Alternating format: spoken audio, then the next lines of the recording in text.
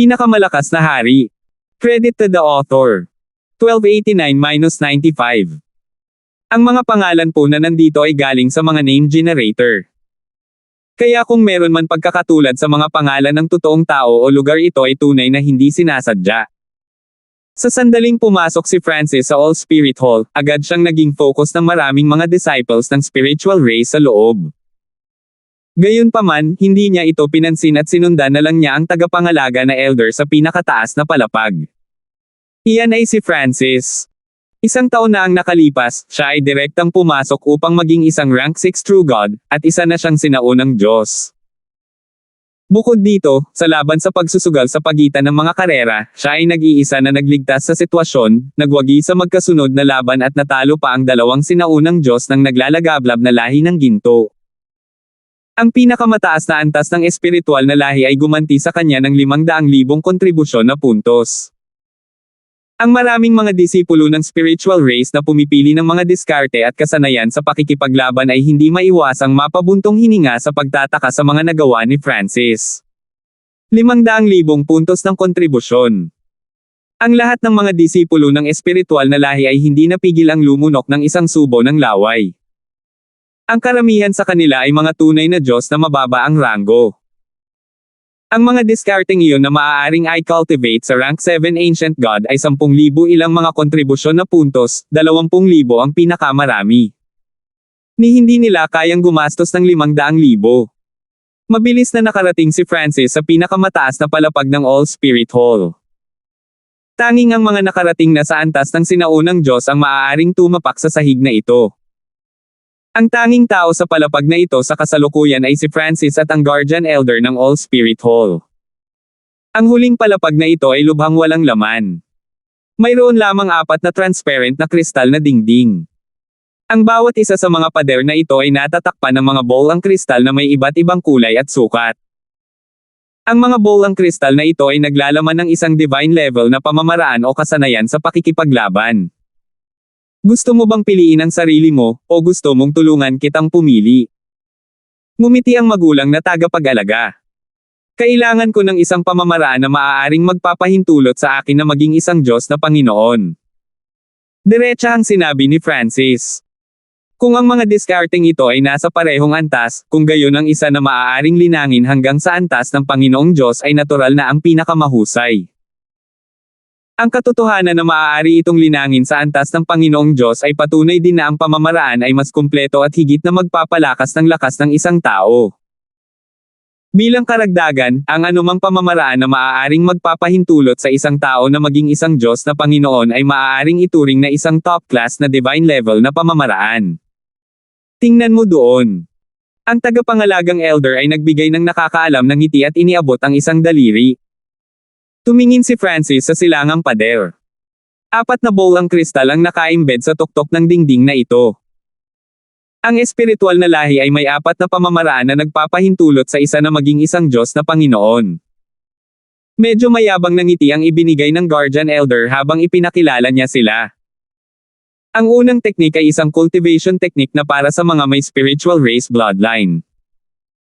Wala kang spiritual race bloodline at hindi angkop para sa teknik na ito, kaya hindi ko ito ipapaliwanag. Pagkatapos ay ipinakilala ng tagapangalaga na elder ang 3 natitirang pamamaraan. Ang pangalawang pamamaraan ay tinawag na 5 Elements Myriad Art at pangunahing nilinang ang 5 Elements Intent. Tinanggap ng 5 elementong layunin ang 5 magkakaibang uri ng layunin.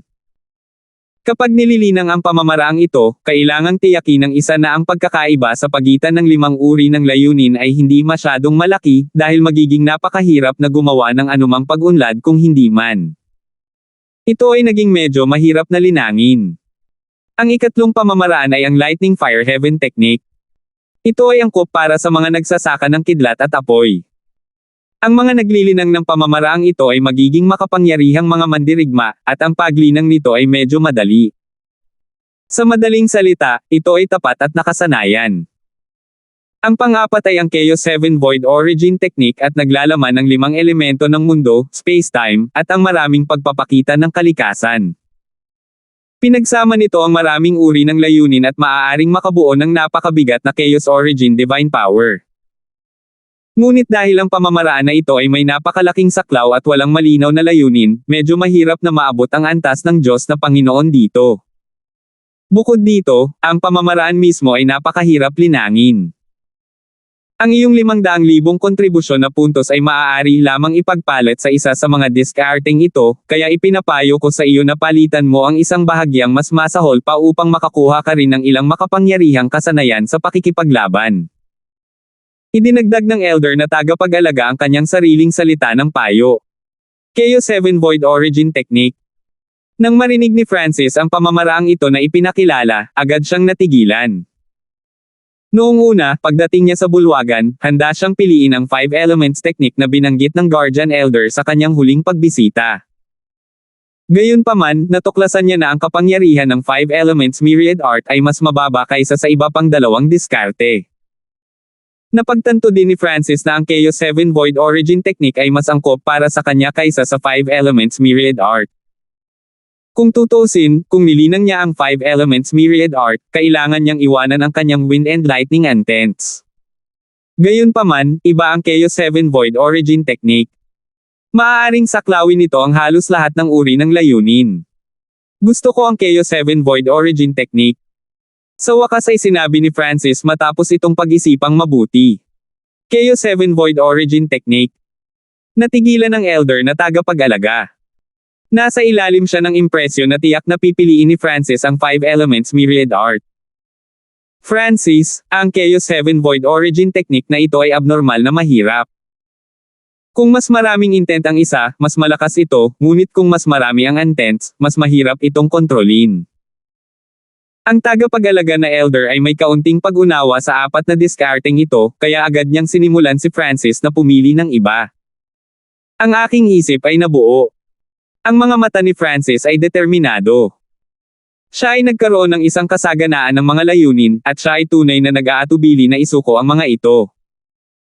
Nakita ng Guardian Elder na sigurado si Francis at hindi na nagsalita, kumuha ng kristal na token.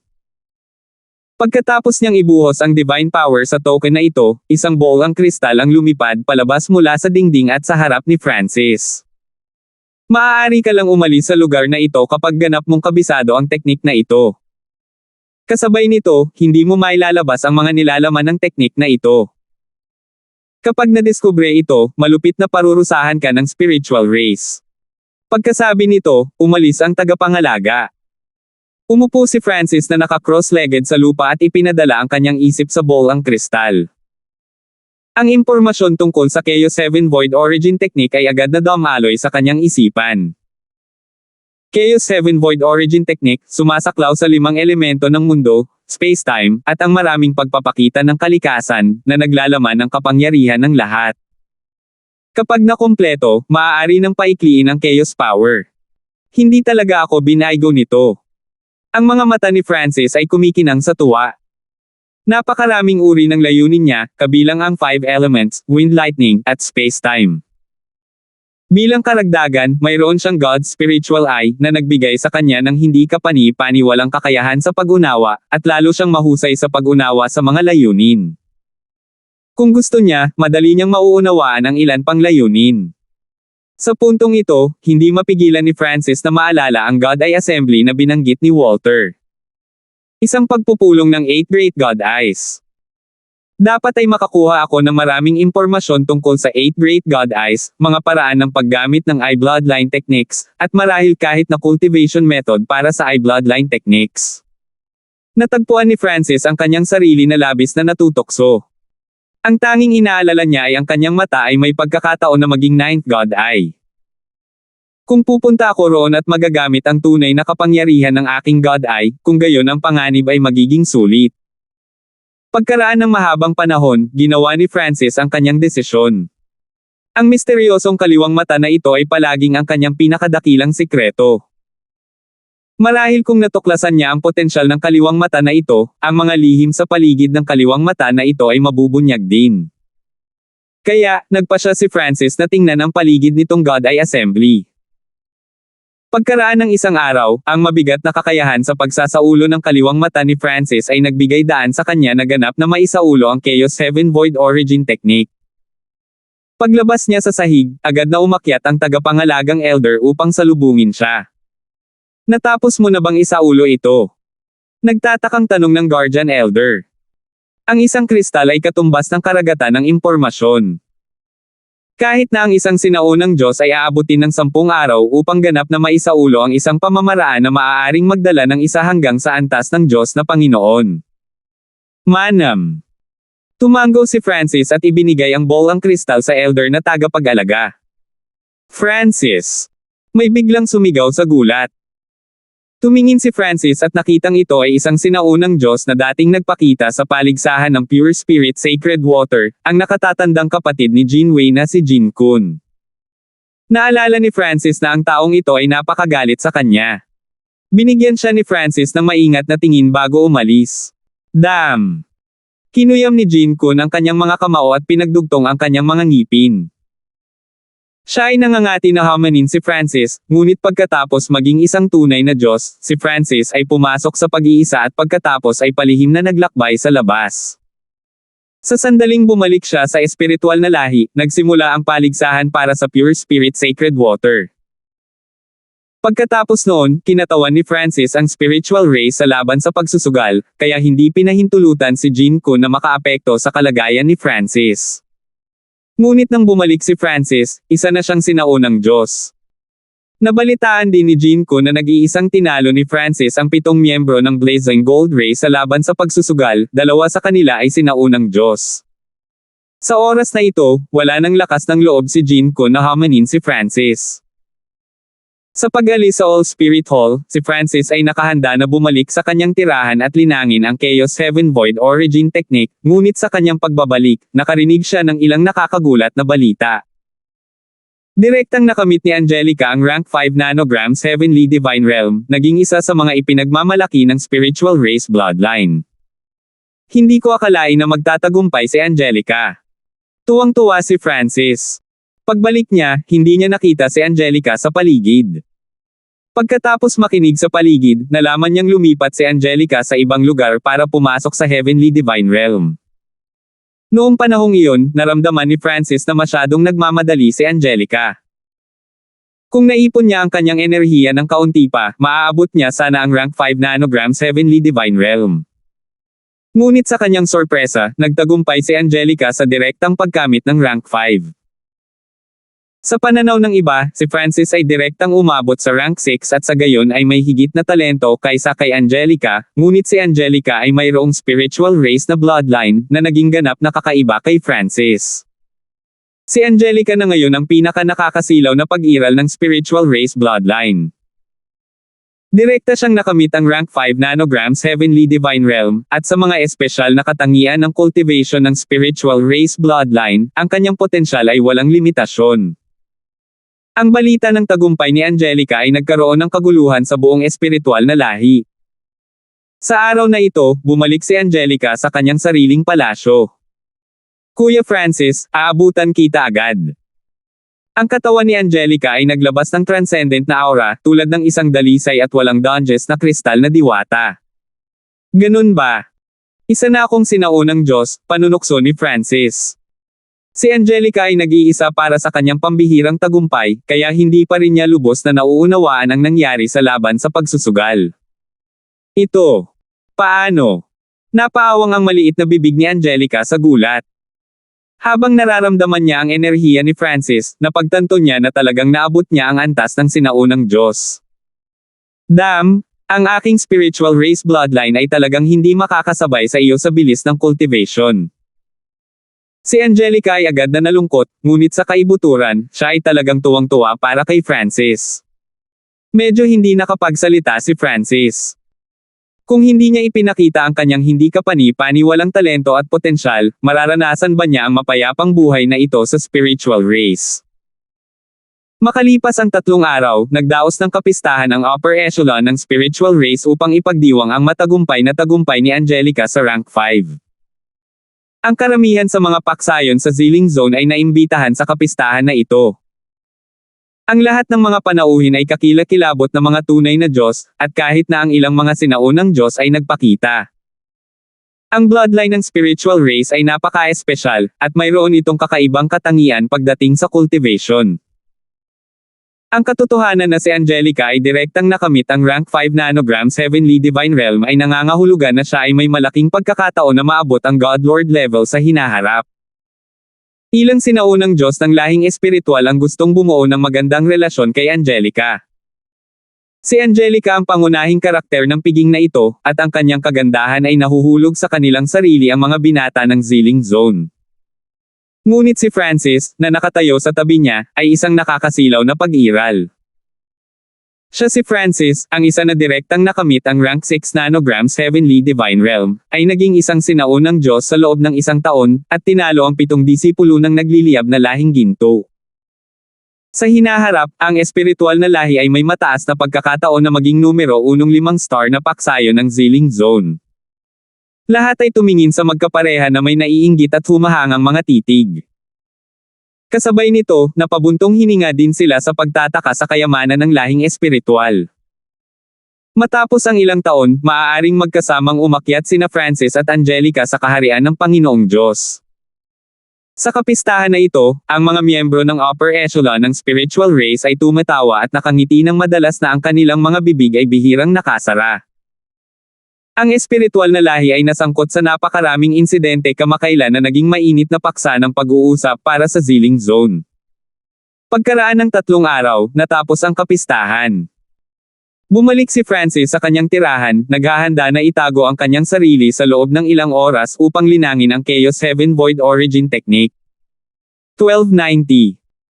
Naka-cross-legged si Francis sa kanyang palasyo, at ang nilalaman ng Chaos 7 Void Origin Technique ay lumabas sa kanyang isipan. Binigyan ito ni Francis ng magaspang na pag-scan. Bagamat ang Chaos 7 Void Origin Technique ay isang napakalawak na pamamaraan, nangangailangan ito ng isang uri ng layunin upang maiugnay ang lahat ng iba pa. Ang lakas ng layunin na ito ay kailangang higit pa sa lahat ng iba pang layunin. Sa lahat ng layunin ko, ang space intent ang pinakamalakas. Ang isip ni Francis ay parang isang maliwanag na salamin. Ginawa ito ng space-time robe na ang pagkaunawa ni Francis sa space intent ay nalampasan kahit na ang mga intent na ginugol niya ng maraming oras sa paglinang, 5 elements at wind lightning. Ang Chaos 7 Void Origin Technique ay may 6 na antas. Ang kinakailangan para sa paglinang sa unang antas ay ang isang uri ng layunin ay kailangang umabot sa level 5. Ang kinakailangan para sa ikalawang antas ay ang lahat ng mga layunin na pinagsama-sama ay kailangang umabot sa antas na 6. Nagpatuloy ito sa katulad na paraan, sa bawat karagdagang antas sa pamamaraan na nangangailangan para sa mga layunin na maging isang antas na mas mataas. Sa ikalimang antas, ang mga intent na nililinang ay kailangang umabot sa tuktok ng level 9. Ang ika-6 na antas ay kapag ang isa ay gumawa ng pambihirang tagumpay sa Diyos Panginoon. Kung iyon ang kaso, una kong tututukan ang paglinang ng space intent, mahinang ungol ni Francis. Mula sa nakikita niya, kung nakatuon siya sa pagpapabuti ng kanyang space intent, unti-unti siyang makakaakyat sa mga antas ng technique. Gayunpaman, ang kapangyarihan ng Chaos 7 Void Origin Technique ay nakasalalay sa pagkakaroon ng maraming uri ng intent. Kaya, habang nakatuon siya sa space intent, hindi niya maaaring hayaang mahuli ang iba pang intent. Ang bentahe ng discarding ito ay ang Chaos Origin Divine Power ay naglalaman ng mga espesyal na katangian ng iba't ibang intent ng sabay-sabay, na ginagawang halos imposibleng kontrahin. Bilang karagdagan, si Francis ay labis na interesado sa pinakamataas na antas ng pagkumpleto ng discarding ito, kung saan ang isa ay maaaring makabuo ng isang sliver ng Chaos Power. Matapos basahin ang buong teknik, sinimulan ni Francis na linangin ito. Sa unang antas, ginamit niya ang space intent bilang pangunahing intent para iugnay ang iba pang intent at pinagsama ang mga ito sa Chaos Origin Divine Power. Hindi ito napakahirap para kay Francis. Makalipas ang isang oras, isang dim ball ng Divine Power, isang contorted multicolored mass, ay lumitaw sa Divine Stage ni Francis. Sa aspeto ng kalidad, nalampasan nito ang 5 elements Tribulation Lightning Divine Power ni Francis. Kapag nililinang ang Chaos 7 Void Origin Technique, kailangan lang ni Francis na pagsamahin ang enerhiya ng kanyang Divine Stage. Sa kabilang banda, sa Five Elements Myriad Art, kinailangan ni Francis na linisin ang kanyang divine stage ng lahat ng iba pang uri ng enerhiya. Bees. Nagsimulang umikot si Francis sa Chaos Origin Divine Power na kagagaling lang niya. Ang madilim na bola ng liwanag ay mabilis na nagsimulang lumipat at nagbago sa harap ni Francis. Ang mga nagbabagong kulay ng Chaos Origin Divine Power ay medyo katulad ng mga nagbabagong kulay ng kanyang malapilak na buhok sa panaginip. Ang Chaos Origin Divine Power ay hindi bababa sa 2 beses na mas malakas kaysa sa Divine Power ng Ancient God Gilded Gold. Huminga ng malalim si Francis. Naramdaman niya na ang banal na kapangyarihang ito ay napakabigat at kayang sumipsip ng anumang enerhiya sa mundo. Kapag ginamit ito sa mga pag-atake, napakababa ng posibilidad na malabanan ito. Kung kanina pa niya nililinang ang Chaos Heaven Void Origin technique na ito, maaari sana siyang umasa sa banal na kapangyarihang ito para makipaglaban sa Ancient God Gilded Gold sa laban sa pagsusugal. Matapos maranasan ang kapangyarihan ng Chaos Heaven Void Origin technique, nagpatuloy si Francis sa paglinang. Pagkalipas ng 3 buwan, sa wakas ay natapos na ni Francis ang pagpino sa lahat ng enerhiya ng kanyang divine stage sa Chaos Origin Divine Power. Ang Chaos Origin Divine Power na ito ay hindi masyadong dalisay. Pangunahin ito dahil hindi pa lubusang pinagsama ni Francis ang lahat ng kanyang mga layunin. Kung ang karamihan sa aking mga layunin ay nasa parehong antas, magagawa kong ganap na may ugnay ang mga ito. Napansin ni Francis ang problemang ito habang pinipino niya ang Chaos Origin Divine Power.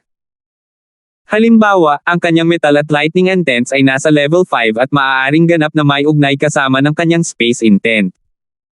Ngunit ang pag-uugnay sa kanyang Wood Intent, na nasa level 4 lang, ay lumikha ng hindi perpektong pagsasanib. Siyempre, ito ay bahagyang dahil din sa kanyang sariling kakayahan. Pagkatapos ng lahat, matagal nang hindi nililinang ni Francis ang Chaos Heaven Void Origin technique. Sa kasalukuyan, ang layunin ni Francis ay dalhin ang lahat ng kanyang intent maliban sa Time Intent sa level 5, na lubos na magpapalakas sa kapangyarihan ng kanyang Chaos Origin Divine Power. Swish! Muling pumasok si Francis sa 5 kulay na malakristal na palasyo. Sa sandaling lumitaw siya, narinig niyang may nagsabi, "Francis, handa akong maging lingkod mo." Isang figure ang lumitaw at lumuhad sa harap ni Francis. Sino pa ang nandoon? Inilibot ni Francis ang kanyang mga mata sa mga tao sa palasyo. Mabilis na lumabas ang 10 tao. Ang natitira ay nag-aalangan pa. Ang karamihan sa kanila ay may malalakas na paksayo na sumusuporta sa kanila, tulad ng Quasi-God Felix at Quasi-God Gavan. Kailangan ko ng maraming mapagkukunan para sa paglilinang, kaya ang malakristal na mga ari-arian ng palasyong ito ay mabilis na hamina at tuluyang mawawala, diretsyong sabi ni Francis. Ang palasyong ito ay nabuo mula sa hindi mabilang na mga intent crystal, at sa tuwing bibisita si Francis, aalisin niya ang marami sa mga intent crystal na ito. Ang 5 kulay na palasyo ay matagal nang nawala ang marami sa mga ari-arian nito. Kung hindi dahil sa katotohanang kinokontrol ito ni Francis, ang mga quasi-gods at true gods sa loob ay matagal nang nakatakas. Ilang tao ang naruroon sa loob-loob na natuwa sa balitang ito. Kapag ang istruktura ng 5 kulay na palasyong ito ay nagsimulang gumuho, magkakaroon sila ng pagkakataong makatakas. Ngunit mas maraming tao ang nalungkot sa katotohanang agad silang nag-alok na maging mga tagapaglingkod ni Francis. Dahil malapit nang mawala ang palasyong ito, kasalukuyang nagpapasya ako sa oras para patayin kayong lahat, malamig na pahayag ni Francis. Sa kanya, hindi mahalaga kung pinatay niya ang mga taong ito o hindi. Kung ang mga taong ito ay nagpakita ng kaunting kahulugan, hindi nag-iisip si Francis na hayaan silang mabuhay. Francis, maglakas loob ka. Ang mga quasi-gods at true gods ng Violet Night Hall ay agad na sumigaw, ang gulat sa kanilang mga mukha. Ang mga mata ni Francis ay kumikinang habang ikinakaway niya ang isang palad. Isang malabong bola ng maraming kulay na divine power ang bumaril na parang bakal na kanyan. Boom! Bang! Ang Chaos Origin Divine Power ay bumaril sa isang rank 5 True God ng Violet Night Hall, na ikinamatay niya sa katawan at kaluluwa. Ang bola ng Chaos Origin Divine Power na pinakawalan ni Francis ay nagpatuloy sa kristal na pader sa likod ng tunay na Diyos, na nagputol ng ilang intent crystals. Natahimik ang lugar. Tinanong ng mga tao ng Violet Night Hall si Francis kung nangahas siya, kaya pinatay ni Francis ang isang miyembro ng Violet Night Hall. Masyadong makapangyarihan si Francis. Para sa kanya, ang pagpatay sa isang rank 5 True God ay kasing dali ng pagpatay ng langgam. Kasabay nito, alam nila na sila ay ikinulong ni Francis ng napakatagal na panahon, ngunit walang dumating para iligtas sila. At hindi lang naging maayos si Francis, ang kanyang cultivation ay pataas ng pataas. Dahil dito, napagtanto nila na, maliban kung pumayag silang pagsilbihan si Francis, maaaring hindi na sila umalis. Handa akong pagsilbihan ka. Handa rin akong maging lingkod mo. Sa ilalim ng banta ng kamatayan, pinili nilang lahat na gumawa ng kompromiso. Sa kanilang pananaw, hanggat nakaligtas sila, mayroon pa rin silang pagkakataon. Sa huli, maging ang mga miyembro ng Violet Night Hall ay nakayuko. Nang walang ibang salita, dinala silang lahat ni Francis sa Ancient Dream Realm at inilagay sila sa ilalim ni Wilfred. Sina Wilfred at Winfred ay parehong nagtagumpay sa pagpasok sa Heavenly Divine Realm. Pareho silang nakamit ang rank 5 nanograms Heavenly Divine Realm at pinatatag ang kanilang pundasyon. Bukod dito, nasiyahan sila sa katayuan ng mga elder sa Blood Flame Killing Race at nakatanggap ng pambihirang pagtrato, na ginagawang sobrang makinis at kaaya-aya ang kanilang paglilinang. Panginoong Diyos, mayroon bang anumang paraan upang mapaglangkuran ka namin? Isang miyembro ng Blood Flame Killing Race's upper echelon na may paggalang na sinabi. Kailangan ko ng cultivation resources na magagamit ko para maunawaan ang Wind Lightning Intent, diretsyong sabi ni Francis. Gayunpaman, ang Blood Flame Killing Race ay hindi nagil-inang ng Wind Lightning Intent, kaya kakaunti lamang ang kanilang mga mapagkukunan. Kinuha ni Francis ang lahat ng magagamit bago umalis sa Ancient Dream Realm. Titingnan ko ang paligid ng Spiritual Races Exchange Region. Umalis si Francis sa kanyang palasyo. Mabilis siyang nakarating sa isang mataong commercial area. Ang rehiyon ng palitan na ito ay umiral lamang para sa mga alagad ng espiritual na lahi upang makipagkalakalan sa isa't isa. Pumunta dito si Francis para bumili ng mga mapagkukunan na magagamit para maunawaan ang Wind Lightning Intent. Gumamit si Francis ng 5 Elements Intent Crystals para ipagpalit ang mga item na ito. Pagkatapos ng lahat, ang karamihan sa mga tao ay nilinang ng hindi bababa sa 1 o 2 sa 5 elemento. Ang mga intent crystal ay napakabihirang, at ang mga intent crystals ni Francis ay napakataas ng kalidad. Sa sandaling ilabas sila ni Francis, marami siyang bidder at mamimili. Nagpapalit lang ako ng cultivation resources gamit ang Wind Lightning Intent. Sa anunsyo na ito, nagsimulang maghintay si Francis. Hindi nagtagal, dumagsa ang mga tao na pumupunta kay Francis dala ang mga mapagkukunang kailangan niya. Pagkatapos bumili ng isang tiyak na halaga, umalis si Francis. Tama. 3 buwan na ang nakalipas ang God Eye Assembly, pero hindi ko alam kung saan ito gaganapin. Biglang may napagtanto si Francis. Walang alam si Francis tungkol sa God Eye Assembly na ito, kaya mas mabuti kung magtanong siya sa isang tao. Pagkatapos ay sumulat siya ng isang liham na naka-address kay Walter ng Life Sacred Land. Sa pagbabalik sa kanyang tirahan, natuklasan ni Francis na naghihintay si Angelica sa kanya sa labas. Kuya Francis, magsanay ka sa akin. Si Angelica ay may nakakasilaw na ngiti sa kanyang mukha. Hindi maiwasan ni Francis na maalala na silang dalawa ay madalas na nagpalitan ng mga pointer sa Continent Zone, na nagtutulungan sa isa't isa upang madagdagan ang kanilang lakas. Pero ngayon, masyadong malaki ang pagitan nilang dalawa. Casual na matatalo ni Francis si Angelica kahit kailan niya gusto.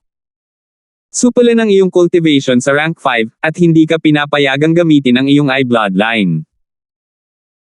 Sa pamamagitan ng matinding pagsusumamo ni Angelica, ginawa ni Francis ang sinabi niya, at nagsimula ang dalawa sa isang practice match. Ngunit kahit sa lakas ng rank 5 at wala ang kanyang eye bloodline, nagawa pa rin ni Francis na talunin si Angelica sa ilang galaw lang. Brother Feng, paano magiging napakalakas pa rin ang iyong divine power pagkatapos masuppress sa rank 5? Pagkatapos makipaglaban ng ilang laban, nagtanong si Angelica habang hinahabol siya ng hininga. Sa kanilang mga laban, ginamit lamang ni Francis ang pinakapangunahing anyo ng kanyang divine power, ngunit ganap na hindi napigilan ni Angelica.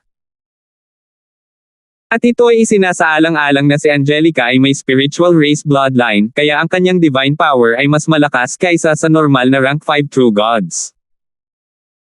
Naglilinang na ako ng isang pamamaraan para sa mga sinaunang Diyos at higit pa. Kahit napahinin ko ang aking banal na kapangyarihan sa rank 5, ito ay napakabigat pa rin, nakangiting sabi ni Francis. Ang kanyang banal na kapangyarihan ay matagal nang na-convert sa Chaos Origin Divine Power. Kahit na pinigilan, ang Chaos Origin Divine Power ay talagang hindi magagapi sa rank 5 True Gods. Talagang hahabulin kita. Bagamat medyo nanlumo si Angelica, ang kanyang fighting spirit ay kasing taas ng dati. Angelica, makalipas ang 3 buwan, aalis ako sa spiritual race para maranasan ang God Eye Assembly. Sa wakas ay sinabi ni Francis ang bagay na ito. Sa simula, pinahintulutan lamang ng God Eye Assembly ang mga inapo ng God Eye na lumahok, ngunit ang pangangailangang ito ay na-relax sa kalaunan sa sinumang may eye bloodline. Tila narinig ni Angelica ang God Eye Assembly na ito at alam niyang hindi siya makakapunta. Pagkalipas ng 2 buwan, nakatanggap si Francis ng sulat mula kay Walter. Ang oras at lugar ng God Eye Assembly ay nakasulat dito. Bilang karagdagan, inimbitahan si Francis na samahan ang grupo ng Life Sacred Land sa God Eye Assembly. Pagkalipas ng ilang araw, umalis si Francis. 1291. Makalipas ang kalahating buwan, dumating si Francis sa lugar na binanggit ni Walter, na matatagpuan sa loob ng isang ordinaryong pangkat na 4.5 bituin. 7 tao. Nakita ni Francis sa kanyang kaliwang mata na, sa loob ng isang tiyak na palasyo sa pangkat na 4.5 bituin na ito, mayroong 7 inapo ng God Eye. Ang taong may pinakamababang cultivation sa grupong ito ng 7 ay isang rank 5 true God habang ang pinakamalakas ay isang elder na ang balat ay may bitik-bitik na berdeng tuldok. Maliban kay Walter, walang nakilala si Francis. Sa paglilinang ni Francis, pumasok siya sa pangkat na 4.5 bituin na ganap na walang hadlang. Sa wakas nandito ka na. Bago pa man pumasok si Francis sa bulwagan, sinalubong siya ng isang iritadong boses. Pumasok si Francis sa bulwagan at nagbigay ng paumanhin ng ngiti. Ang oras na ibinigay ni Walter ay talagang kahapon. Gayunpaman, ang paglalakbay ay napakalayo, na ginagawang halos imposible na makarating sa anumang tiyak na oras o petsa. Bilang resulta, si Francis ay nahuli ng isang araw. Sa sandaling ito, lahat ng tao sa bulwagan ay nakatutok sa kanya. Narinig nilang lahat ang kanyang mga gawa, ngunit wala ni isa sa kanila ang nakakita kay Francis. Nagtataka ako kung saang God ay nag-evolve ang kanyang eye bloodline. Biro ng isang binata na nakadilaw na damit.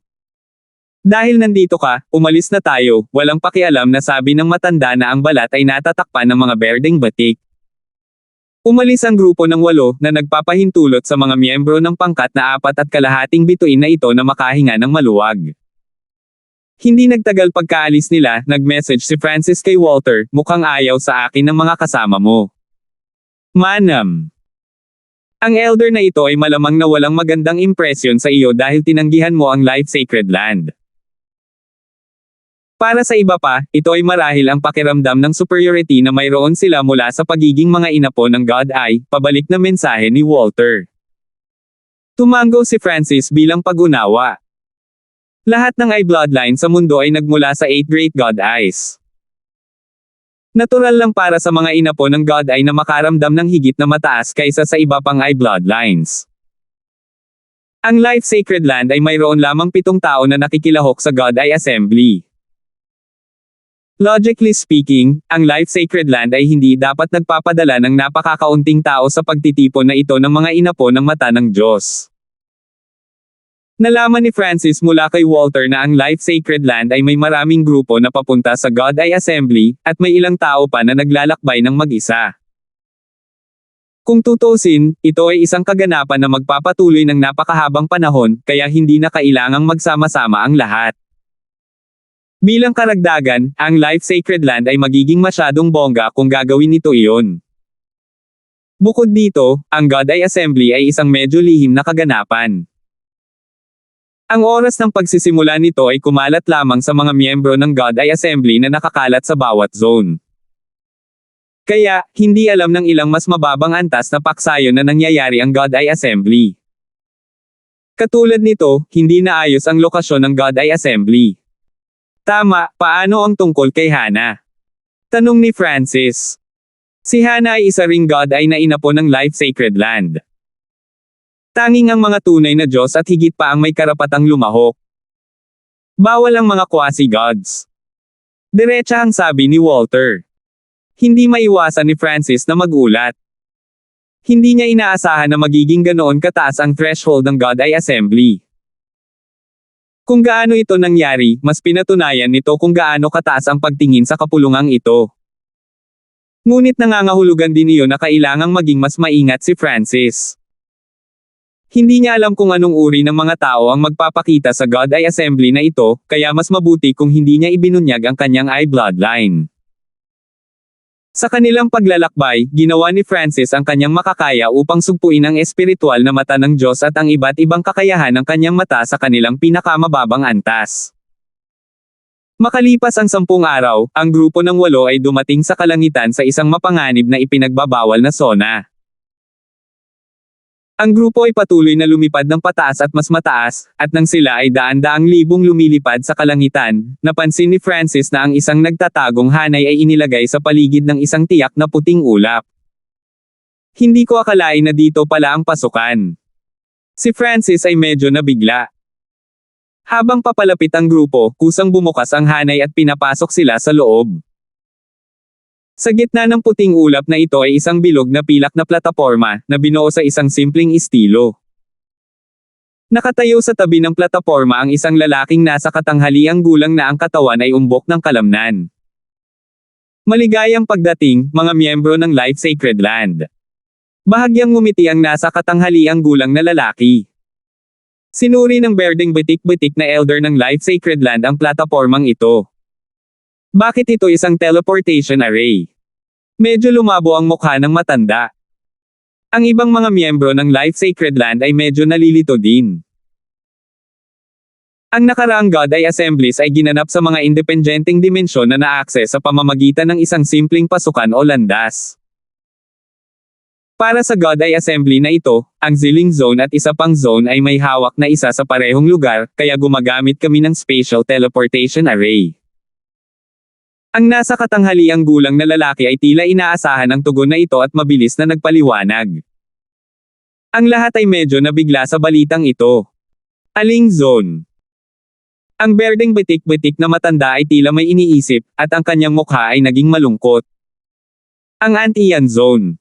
Ngumiti ang nasa katanghaliang gulang na lalaki. Hindi nagbago ang ekspresyon ng matanda na may bitik-bitik na berde. Tila hinihintay niya ang sagot na ito. The Antiyan Zone. Ang iba sa grupo ay mahinang binibigkas ang pangalang ito. Si Francis ay may pangunahing kaalaman sa mga zone na nasa hangganan ng Zilling Zone. Ang Antiyan Zone ay isang pangunahing zona na hindi mas mahina kaysa sa Zilling Zone. Ang Overlord faction nito ay ang lahi na nirerango na ika-12 sa 10,000 ancient races ang Fallen Heaven race. Ay teleport kami. Pagkatapos magpasok ng malaking halaga ng average na kalidad na God Crystal sa teleportation array, pinangunahan ng Green Spotted Elder ang party papunta sa platform. Biglang nagsimulang kumislap ng puting liwanag ang magkabilang mata ng lalaking nasa katanghaliang gulang. Ang ina po ng God Eye. Nagulat si Francis. Ang dalawang mata na iyon ay kabilang sa isa sa 8 Great God Eyes na hindi pa nakita ni Francis, ang Eye of Divine Punishment. Nang makita niya ang mata ng Divine Punishment ng nasa katanghaliang gulang na ito, naramdaman ni Francis na parang isang makatarungan at walang kinikilingan na Diyos ang humahatol sa kanyang mga kasalanan. Naramdaman din ni Francis na napakalakas ng lalaking ito, hindi mas mahina kaysa sa berdeng bitik-bitik na elder na pinili ng Life Sacred Land na pamunuan ang party na ito. Ang espiritual na mata ng Diyos ni Francis ay biglang nagpadala ng mainit na alon ng enerhiya. Agad siyang kumilos para bawiin at sugpuin ang enerhiyang ito. Sinuri ng nasa katanghaliang gulang na lalaki ang buong grupo, sa huli ay huminto sa kaliwang mata ni Francis ng ilang sandali, bago tuluyang tumango. Alam ni Francis na kinilala ng lalaking ito ang kanyang eye bloodline. Bees. Ang mga inscription ng hanay ay unti-unting nagsimulang mabuo, at pagkatapos ay ang mga puting malakristal na sinag ng liwanag ay bumalot sa grupo. Swoosh! Naglaho ang party, at nagsimulang lumabo ang array platform. Tunay na kawili-wili. Ang mata ng batang iyon ay talagang mas malakas kaysa sa mga mata ng mga inapo ng Eye of Life. Hindi napigil ang mapangiti ng medyo may edad na. Maya-maya pa, may dumating na 3 figure na nakabalabal ng itim na damit. Ang 3 tao ay hindi masyadong matanda. May 2 lalaki at 1 babae. Ang kanilang pinuno ay may maraming kulay na kanang mata, ang Eye of Myriad Forms. Kung narito si Francis, makikilala niya kaagad ang lalaking ito bilang taong nakasuot ng itim na tao na nakita niya sa ilalim ng lupa sa perimeter ng Life Sacred Land na naglalakbay sa lupa gamit ang Earth Escape. Para sa God Eye Assembly na ito, ang Zilling Zone at isa pang zone ay may hawak na isa sa parehong lugar, kaya gumagamit kami ng Spatial Teleportation Array, diretsong sabi ng nasa katanghaliang gulang na lalaki. Manam, papasok na tayo. Ang 3 nakaitim na mga individual ay tila lubos na hindi nababagabag. Okay, let me check your identity, diretsong sabi ng nasa katanghaliang gulang na lalaki. Sa pamamagitan ng pagsuri sa kanilang mga pagkakakilanlan, ang ibig niyang sabihin ay suriin ang kanilang mga eye bloodlines. Bees. Ang kanang mata ng pinuno ay agad na sumailalim sa iba't ibang pagbabago habang ang natural na enerhiya ng mundo ay unti-unting nagsimulang magtipon sa paligid nito. Ang iba pang 2 miyembro ay nagpakita ng mga kakayahan ng Eye of Fate at Eye of Death. Pagkatapos magpasok ng ilang God Crystals, ginamit ng trio ang array at nawala. 1292. Ang God Eye Assembly ay ginanap sa isang malayang dimensyon. Sa itaas ay may mga gintong beam sa bubong na may mga napakarilag na kristal at mga hiyas na may iba't ibang kulay. Ang mga nakapalibot na pader ay gawa sa mga natatanging gusali na may iba't ibang laki.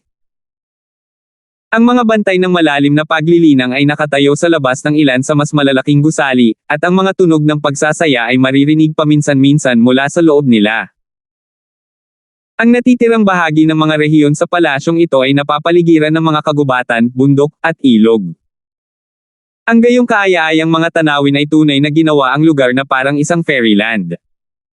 Whoosh! Whoosh! Whoosh! Ang mga eksperto sa lahat ng uri at kulay ay nag-zoom sa malawak at walang hangganang palasyong ito, ang ilan sa kanila ay lumilipad sa ibabaw ng malalaking ibon o gumagamit ng mga espesyal na kasangkapan. Ito ang lugar ng God Eye Assembly. Ang mga alagad ng Life Sacred Land ay hindi napigil ang mapabuntong hininga sa pagtataka sa kanilang paligid. Ang ilan sa kanila ay lumahok sa isang God Eye Assembly sa unang pagkakataon. Narinig na nila dati na ang bawat God Eye Assembly ay gaganapin sa ibang lokasyon. Kung minsan, ito ay ginanap sa isang violet na mundo ng kadiliman, at sa ibang mga pagkakataon, ito ay gaganapin sa misteryosong ilalim ng karagatan. Ang God Eye Assembly sa pagkakataong ito ay ginanap sa isang gintong palasyo na mayroong lahat ng bagay na maaaring hilingin ng isang tao. Bagamat tinawag itong palasyo, ito ay hindi bababa sa kalahati ng laki ng Skyfeather Island. Makikita mo ang mga inapo ng God Eye saan ka man tumingin. Gulat na tinitigan ni Francis ang mga eksperto na lumilipad dito at doon. Sa Continent Zone, ang pagbangga sa kahit isang inapo ng God Eye ay isang hindi kapani-paniwalang pambihirang pangyayari, ngunit sa God Eye Assembly na ito, nakikita niya ang mga ganoong tao sa buong lugar. Siyempre, ito ay dahil ang God Eye Assembly na ito ay nagtipon ng mga tao sa 2 pangunahing zone, at ang Continent Zone na dating tinirahan ni Francis ay mas malaki lang ng kaunti kaysa sa Skyfeather Island. Ang isang solong zone ay maaaring tahanan ng hindi mabilang na maliliit na paksayon tulad ng Skyfeather Island. Mula dito, makikita ng isa ang kalawakan ng mga zone na kasama sa God Eye Assembly na ito. Para sa napakaraming inapon ng God Eye na tipunin dito ay nararapat lamang. Lahat kayo ay maaaring gawin ayon sa gusto ninyo. Kung kayo ay makatagpo ng anumang mga problema, gamitin ang inyong message token upang makipag-ugnayan sa akin, sabi ng Berdeng Spotted na elder ng Life Sacred Land bago mag-transform sa isang streak ng liwanag upang simulan ang kanyang sariling paggalugad. Mag-iiba ang terrain ng bawat God Eye Assembly, kaya kahit na medyo marami na siyang nakilahok, kailangan pa rin ng Berdeng batik-batik na elder na ito para maging pamilyar sa landscape. Brother Hanford, wala kang token ng mensahe ng Life Sacred Land, kaya dapat kang sumama sa akin, diretsyong sabi ni Walter. Tara na. Ang natitirang 5 alagad ng Life Sacred Land ay nahahati sa 2 grupo at nagsimulang mag-explore sa kanilang sarili. Francis, ano ang kailangan mo ngayon? Prangkang tanong ni Walter. Bagamat hindi pa siya nakasali sa God Eye Assembly dati, narinig niya mula sa kanyang mga nakatatanda sa Life Sacred Land na ang God Eye Assembly ay mayroong maraming iconic na lokasyon sa loob nito. Kabilang dito ang isang arena, isang lugar upang magsugal sa mga laban, isang lugar upang bumili at magbenta ng impormasyon, at isang lugar upang mag-alok ng mga misyon. Bilang karagdagan dito, mayroong isang distrito ng paglilibang at isang distritong komersyal. Sa distritong pangkomersyo, maaaring ipagpalit ng isa ang halos anumang naisin, kabilang ang mga pamamaraan, pamana, likas na kayamanan, banal na sandata, alagang hayop, at mga mount. Kailangan ko ng mga cultivation arts, techniques, at resources na nakatuon sa kaluluwa o nakatuon sa mata, direktang sinabi ni Francis. Sumuko na siya sa Tao of Body Refinement, kaya kailangan niyang tumuon sa pagbuo ng kanyang kaluluwa at mata. Bukod dito, sinabi ni Walter na ang kanyang mata ay umabot na sa antas ng quasi-God Eye, ngunit hindi pa rin niya kayang gamitin ang buong kapangyarihan nito. Bilang isang disipulo ng Life Sacred Land, tiyak na nakakita si Walter ng isang tunay na quasi-God Eye para gumawa ng ganoong paghatol. Dahil iyon ang kaso, maaari tayong pumunta at hanapin ang Secret Exchange Castle, ang Technique Exchange Pavilion, o ang Auction House, mungkahi ni Walter. Ano ang pagkakaiba ng Secret Exchange Castle at ng Technique Exchange Pavilion? Tanong ni Francis. Alam niya kung ano ang isang auction house. Maaaring mahanap niya ang pinakamahusay na mga item doon, ngunit ang mga presyo ay tiyak na labis na labis.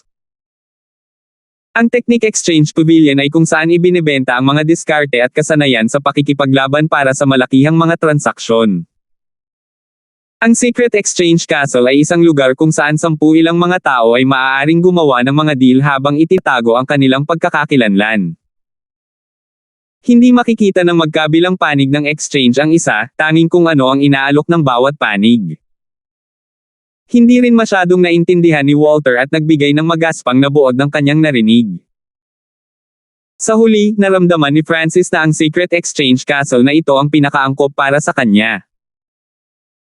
Doon, maaaring kunin ni Francis ang mahahalagang mapagkukunan mula sa Ancient Dream Realm o 5 Elements Intent Crystals bilang mga bagay na ipagpalit ng hindi nababahala tungkol sa pag-uudyok ng kasakiman ng ibang tao. Lumipad ang dalawa habang hinanap nila ang lugar, at hindi nagtagal ay nakita nila ang isang napakalaking itim na bulwagan na namumukod tangi sa mga nakapalibot na gusali at may malalaking pulutong na pumapasok at lumabas. Iyan ang Mission Junction. Narinig ko na maaari kang maglagay ng mga misyon o pabuya doon, kahit na kumuha ng mga assassin o bodyguard, pakilala ni Walter. Ang Secret Exchange Castle. Biglang nakita ni Francis sa kanyang kaliwang mata ang 4 na salitang nakasulat sa isang signboard sa gitna ng hindi mabilang na mga gusali. Isa itong malaki, madilim na kayumanggi, bilog na gusali. Mayroong ilang daang maliliit na daanan patungo sa gusali, bawat isa ay binabantayan ng ilang makapangyarihang mga gwardya. Whoosh! Whoosh! Whoosh! Mula sa malayo, nakikita ni Francis ang ilang mga figure na dumarating sa Secret Exchange Castle, nagbabayad ng bayad ng God Crystals, at pumasok sa mga landas. May nakita rin siyang umaalis sa ibang maliit na daanan. Sina Walter at Francis ay sabay na tumuloy patungo sa Secret Exchange Castle. Ang bawat landas ay maaari lamang pasukin ng isang tao. Isang gwardya ang hamarang sa kanilang dinadaanan. Ito ang God Eye Assembly, kaya kahit isang tao mula sa Life Sacred Land tulad ni Walter ay hindi nang ahas na makipagtalo. Kaya lang niyang sundin ang mga patakaran. Pagkatapos, kumuha ang gwardya ng isang bilog na kasangkapan at inilagay ito sa kamay ni Francis. Bees. Lumiwanag ang 7 punto ng liwanag mula sa bilog na plato. Ranggo ng ikapitong sinaunang Diyos. Ang pagpasok ay mangangailangan ng bayad na 500 karaniwang kalidad na kristal ng Diyos, malamig na sabi ng gwardya. Medyo nagulat si Francis. Ang bayad na ito ay hindi malaki sa kanya, ngunit ito ay isang napakalaking halaga para sa isang ordinaryong dalubhasa sa tunay na Diyos. Gayunpaman, nakikita ni Francis na ang bayad na ito ay napagpasyahan batay sa kanyang paglilinang. Ang bayad ay nakabatay sa iyong cultivation. Ang iyong cultivation ay rank 7 Ancient God, kaya ang mga taong ipinagpalit mo ay nasa parehong antas ng cultivation, casual na paliwanag ng gwardya. Kapag nakapasok ka, papasok ka sa isang independenteng selyadong domain. Kapag ang bilang ng mga tao sa loob ay umabot sa 12, magsisimula ang palitan. Kapag natapos ang isang round ng pagpapalitan, maaari mong piliing manatili at magpatuloy sa pangangalakal. Ipinaliwanag ng gwardya ang mga hakbang habang naghahanda si Francis na pumasok. Maaari lamang magpatuloy ang isa sa madilim na landas. Ang mga dingding ay gawa sa ilang material na ginawa itong hindi tinatabla ng divine sense. Kahit ang kaliwang mata ni Francis ay hindi makakita sa kapal ng mga pader na ito. Mabilis siyang nakarating sa dulo ng landas, isang maliit at spherical na sukat. Sa palagay ko ay ayos lang kung maghintay ako dito, bulong ni Francis sa kanyang sarili at pinaupo ang kanyang sarili ng naka-cross-legged sa lupa. Sa sandaling ito, lumiwanag ang buong selyadong dimensyon. Nagsimula na ang palitan. Mangyaring ilagay ang mga bagay para sa kalakalan pati na rin ang isang strand ng divine sense sa bola ng liwanag sa harap mo, nagsalita ang isang mekanikal na boses ng babae. Bees. Isang puting bola ng liwanag ang lumutang sa harap ni Francis. Hindi siya pamilyar sa ganitong paraan ng pangangalakal at medyo maingat pa rin, kaya nagpasya siyang maglagay muna ng 5 intent crystal. Magsisimula na ang palitan. Makalipas ang mahabang panahon, muling nagsalita ang boses. Ilang sandali pa, 11 bola ng liwanag ang lumitaw sa harap ni Francis. Ang bawat bola ng liwanag ay may iba't ibang bagay, kabilang ang mga halamang gamot, sandata, aklat, at tool na naglalaman ng impormasyon. Ito dapat ang mga bagay na inaalok para sa kalakalan ng iba pang 11 tao. Agad na naintindihan ni Francis. Di nagtagal, natuklasan ni Francis na, kung ipapadala niya ang kanyang divine sense sa isang bola ng liwanag, maaari niyang suriin ang item at makipag-usap sa partido na nag-aalok ng item para sa palitan. Kakaiba. Ang mga mata ni Francis ay kumikinang. Ang paraan ng pangangalakal na ito ay napaka-nobela at kawili-wili sa kanya. Ang bawat trading ay makikita lamang kung ano ang kinakalakal ngunit hindi kung sino ang gumagawa ng pangangalakal. Ang bentahe ng pamamaraang ito ay maaaring ipagpalit ng isang tao ang mas mahirap na mga bagay o mga bagay na masyadong mahalaga nang hindi nag-aalala tungkol sa pagkuha ng atensyon ng iba. Ngunit ang kawalan ay ang mga pangangalakal ay ginawa ng napakabagal, at napakahirap hanapin kung ano ang kailangan ng isa. Agad na ipinadala ni Francis ang kanyang divine sense sa unang bola ng liwanag. Ito ay isang maitim na berdeng bulaklak na bahagyang naglabas ng enerhiya ng soul. Heaven Soul Bright Moon Grass, isang mahalagang kayamanan na may tiyak na pagkakataong mapabuti ang eye bloodline ng isang tao. Nagsalita ang divine sense na kasama nitong bola ng liwanag. Maaari itong mapabuti ang isang eye bloodline. Nagulat si Francis. Ngunit mabilis na kumalma si Francis. Nadama niya na ang mga salitang ito ay pinaghalong katotohanan at kasinungalingan. Dapat may limitasyon, di ba? Matapang na tanong ni Francis. Sa anumang kaso, hindi niya kilala ang kabilang partido. Ang mga ordinaryong Eye bloodline ay magkakaroon ng mas malaking pagkakataon habang ang mga inapo ng God Eye ay magkakaroon ng mas maliit na pagkakataon. Bukod dito, ito ay pinaghihigpitan din ayon sa paglilinang, mabilis na sagot ng boses ng estranghero. Nang malaman ito, iniwan ng Divine Sense ni Francis ang bola ng liwanag at naghanda na tumungo sa isa pa. Ngunit sa sandaling iyon, isang tinig ng Divine Sense ang umalangaw-ngaw sa kanyang isipan.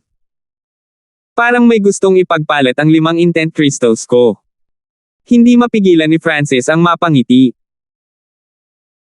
Ang 5 intent crystal na inaalok niya para sa kalakalan ay may iba't ibang lakas ng intent, at lahat ng mga ito ay may sapat na mataas na kalidad para magamit para sa rank 7 ancient gods. Ilang intent crystal ang mayroon ka sa wood intent? Tanong ng isang matandang boses. Marami, simpleng sagot ni Francis. Tinanong ng kabilang partido kung ano ang gusto ni Francis. Mataas na kalidad na mga mapagkukunan ng kaluluwa, mga bloodline na sining, o mga mapagkukunan ng paglilinang, direktang sinabi ni Francis. Ang mga lihim na sining at mapagkukunan ng paglilinang na iniaalok ng kabilang partido ay hindi ang gusto niya. Sa huli, nakipagkalakalan si Francis para lamang sa kaunting mapagkukunan ng paglilinang. Ang paraan ng pangangalakal ay napakasimple. Si Francis ay maaaring maglagay ng mga bagay sa alinman sa mga bola ng liwanag, ngunit maaari lamang niyang alisin ang mga bagay mula sa kanyang sariling bola ng liwanag. Inilagay ni Francis ang intent crystal sa isang tiyak na bola ng liwanag. Ang ilang mga mapagkukunan ng paglilinang sa lalong madaling panahon ay lumitaw sa kanyang sariling bola ng liwanag. Matapos kumpirmahin na nandoon na ang lahat, kinuha ni Francis ang mga mapagkukunan habang kinuha ng kabilang partido ang mga intent crystals ni Francis. Ipinadala ni Francis ang kanyang Divine Sense sa susunod na bola ng liwanag. Isang malakristal na damo ng madilim na berdeng kulay ang inilagay sa loob na naglalabas ng masiglang enerhiya ng soul. Pagkatapos makipag-usap sa kabilang partido, ipinagpalit ni Francis ang ilang mga item para sa damong ito. Sa ikatlong bola ng liwanag, nakita ng Divine Sense ni Francis ang isang itim na ball ang kristal. Bahagyang hinawakan ito ng kanyang Divine Sense, agad na naging sanhi ng isang imahe na lumitaw sa isip ni Francis. Ito ay isang memory image. Nagulat, sinimulan ni Francis na maingat na suriin ang eksena sa kanyang isipan. 1293. Ang imahe ay nagpakita ng isang madilim at walang araw na espasyo na may mga guho sa paligid. Ang may hawak ng alaalang ito ay mabilis na naglalakbay sa mga guho na ito. Dahil ito ay isang pananaw sa unang tao, hindi makita ni Francis ang aktwal na tao. Bilang karagdagan, ang ilang mga lugar ay sadyang inalis. Biglang, isang ganap na gininto ang Yaugad na mukhang isang higanteng mata na may 2 braso ay lumabas mula sa isang malayong nasirang gusali. Ang may hawak ng alaala ay nagsimulang makipaglaban sa Yaugad na ito. Layunin ng kamatayan at layunin ng pagsira. Masasabi ni Francis mula sa mga imahe na ang may-ari ng alaalang ito ay isang inapo ng Death God Eye. Para naman sa Golden Eyeball na Yao Spirit, gumamit ito ng Eye Bloodline techniques na may destruction intent. Kung titingnang mabuti, malalaman ng isa na ang eyeball na Yao Spirit na ito ay medyo katulad ng Eye of Destruction. Sa huli, pinatay ng inapo ng Death God ay ang Yao God at nakakuha ng abnormally brilliant golden crystal sa hugis ng chestnut. Isang intent crystal na nilagyan ng destruction intent. Nakatagpo si Francis ng katulad na sitwasyon sa 5 elemento ng malakristal na palasyo at agad na nahulaan kung ano ang nangyayari. Gayunpaman, ang intent crystal na ito na nilagyan ng destruction intent ay walang alinlangan na mas mahalaga kaysa sa intent crystal na nilagyan ng 5 elemento. Swish! Ang mga imahe ay kumurap, at ang inapo ng Death God Eye ay dumating sa isang sira-sira at tinutubuan na gusali. Isang gusali ng Heaven's Legacy Race. Lumiwanag ang mga mata ni Francis. Minsan na siyang nakapasok sa isang lungsod ng Heaven's Legacy Race, kaya medyo pamilyar siya sa ganitong estilo ng gusali. Siyempre, kahit na ang mga gusaling ito ay may katulad na estilo sa mga gusali sa lungsod ng Heaven's Legacy Race, hindi iyon gaanong ibig sabihin. Hindi maaalis ng isa ang ilang paksayon na may kontrol sa ilang mga diskarte at kasanayan ng Heaven's Legacy race o sinusubukang gayahin ang estilo ng pagbuo nito. Muling kumurap ang imahe, at ang ina po ng Death God ay nasa loob na ng gusaling ito. Sa harap niya ay may pintuan na gawa sa violet na kristal, ngunit may selyo sa pintong ito. Ang ina po ng Death God ay sinubukan ng napakatagal na panahon, ngunit sa huli ay nabigo siyang masira ang selyo. Sa pamamagitan ng selyo, mahinang naaninag ni Francis ang isang napakalaking pool ng itim na tubig. Maraming itim na hugis kastanyes na kristal sa paligid ng pool na ito. Masasabi ni Francis sa isang sulyap na ito ay mga intent crystals. Gayunpaman, hindi pa rin sigurado si Francis kung anong uri ng layunin ang nilalaman ng mga intent crystal na ito. Whoosh! Biglang nawala ang memory image. Tapos ka nang manood, isang makapal at mahinang boses ang nagsalita. Ano ang gusto mong ipagpalit? Agad na tanong ni Francis. Ito ay isang pagkasira na hindi ko sinasadyang natuklasan. Ang nakita mo ngayon ay mga eksena mula sa aking huling paggalugad. Sa kasalukuyan, nais kong mag-imbite ng 2 o 3 tao na samahan ako sa pakikipagsapalaran ng mas malalim sa mga guho na ito, muling nagsalita ang makapal na boses. Kumislap ang mga mata ni Francis. Sa totoo lang, nahulaan na niya na ito ang nangyari. Kung hindi, bakit may maglalabas ng gayong mahalagang alaala? Kailangan ko ng karagdagang impormasyon, sabi ni Francis, nagdilim ang kanyang ekspresyon. Ang mga eksenang iyon lamang ay hindi nagbigay ng sapat na impormasyon, ngunit makumpirma niya kung gaano ito mapanganib. Personal kong ginalugad ang mga guho na iyon. Bagamat ang mga gusali ay itinayo sa estilo ng Heaven's Legacy race, inaakala ko na ang mga ito ay itinayo noong Great Ancient Era o The Ancient Era bilang mga tirahan ng makapangyarihang mga inapo ng God Eye. Tutal, ang mga makapangyarihang paksayo na iyon ay lahat ay may relasyon sa Heaven's Legacy race at hiniram mo rin ang kanilang kaalaman sa pamamagitan ng moreovers na ito. Ang paglilinang ay dapat nakatulad ng sa iyo dahil nakabalik ako ng ligtas mula sa paggalugad sa mga guho na ito ay nagpapatunay na ang antas ng panganib ay hindi masyadong mataas, maayos na paliwanag ng tao. Kung tutuusin, dahil nagpunta siya rito para mag-trade, siguradong nakahanda na siya sa kanyang paliwanag. Ang kanyang paliwanag ay umikot sa 2 punto, tubo at kaligtasan. Ito ang 2 punto na higit na pinapahalagahan ng mga bystanders. Bakit hindi ka pumunta sa Mission Junction? Nagtanong si Francis ng isa pang tanong.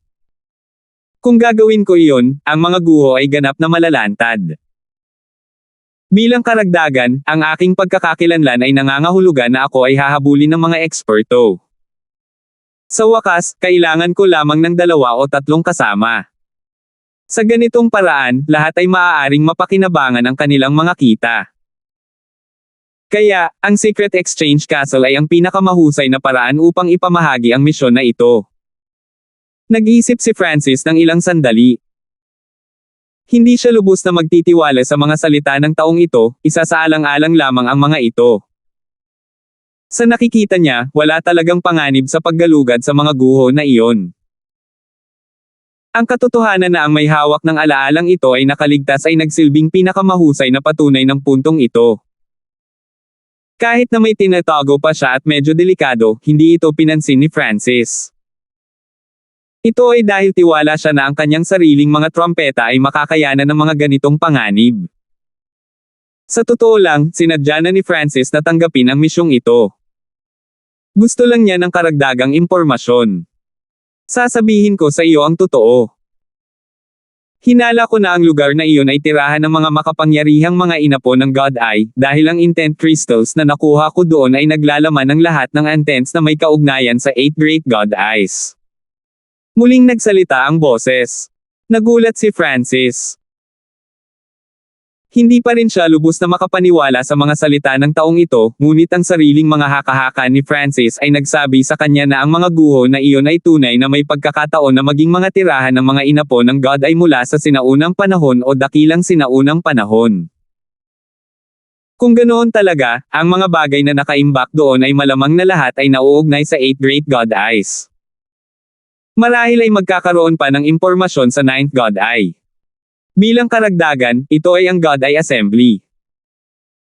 Halos lahat ng eye bloodlines ay nagmula sa 8 Great God Eyes, kaya madaling maisip ng isa kung anong uri ng mga benepisyo ang makukuha ng mga guho para sa kanila. Ang karamihan ng mga tao dito ay mahihirapang tanggihan ang pang-akit.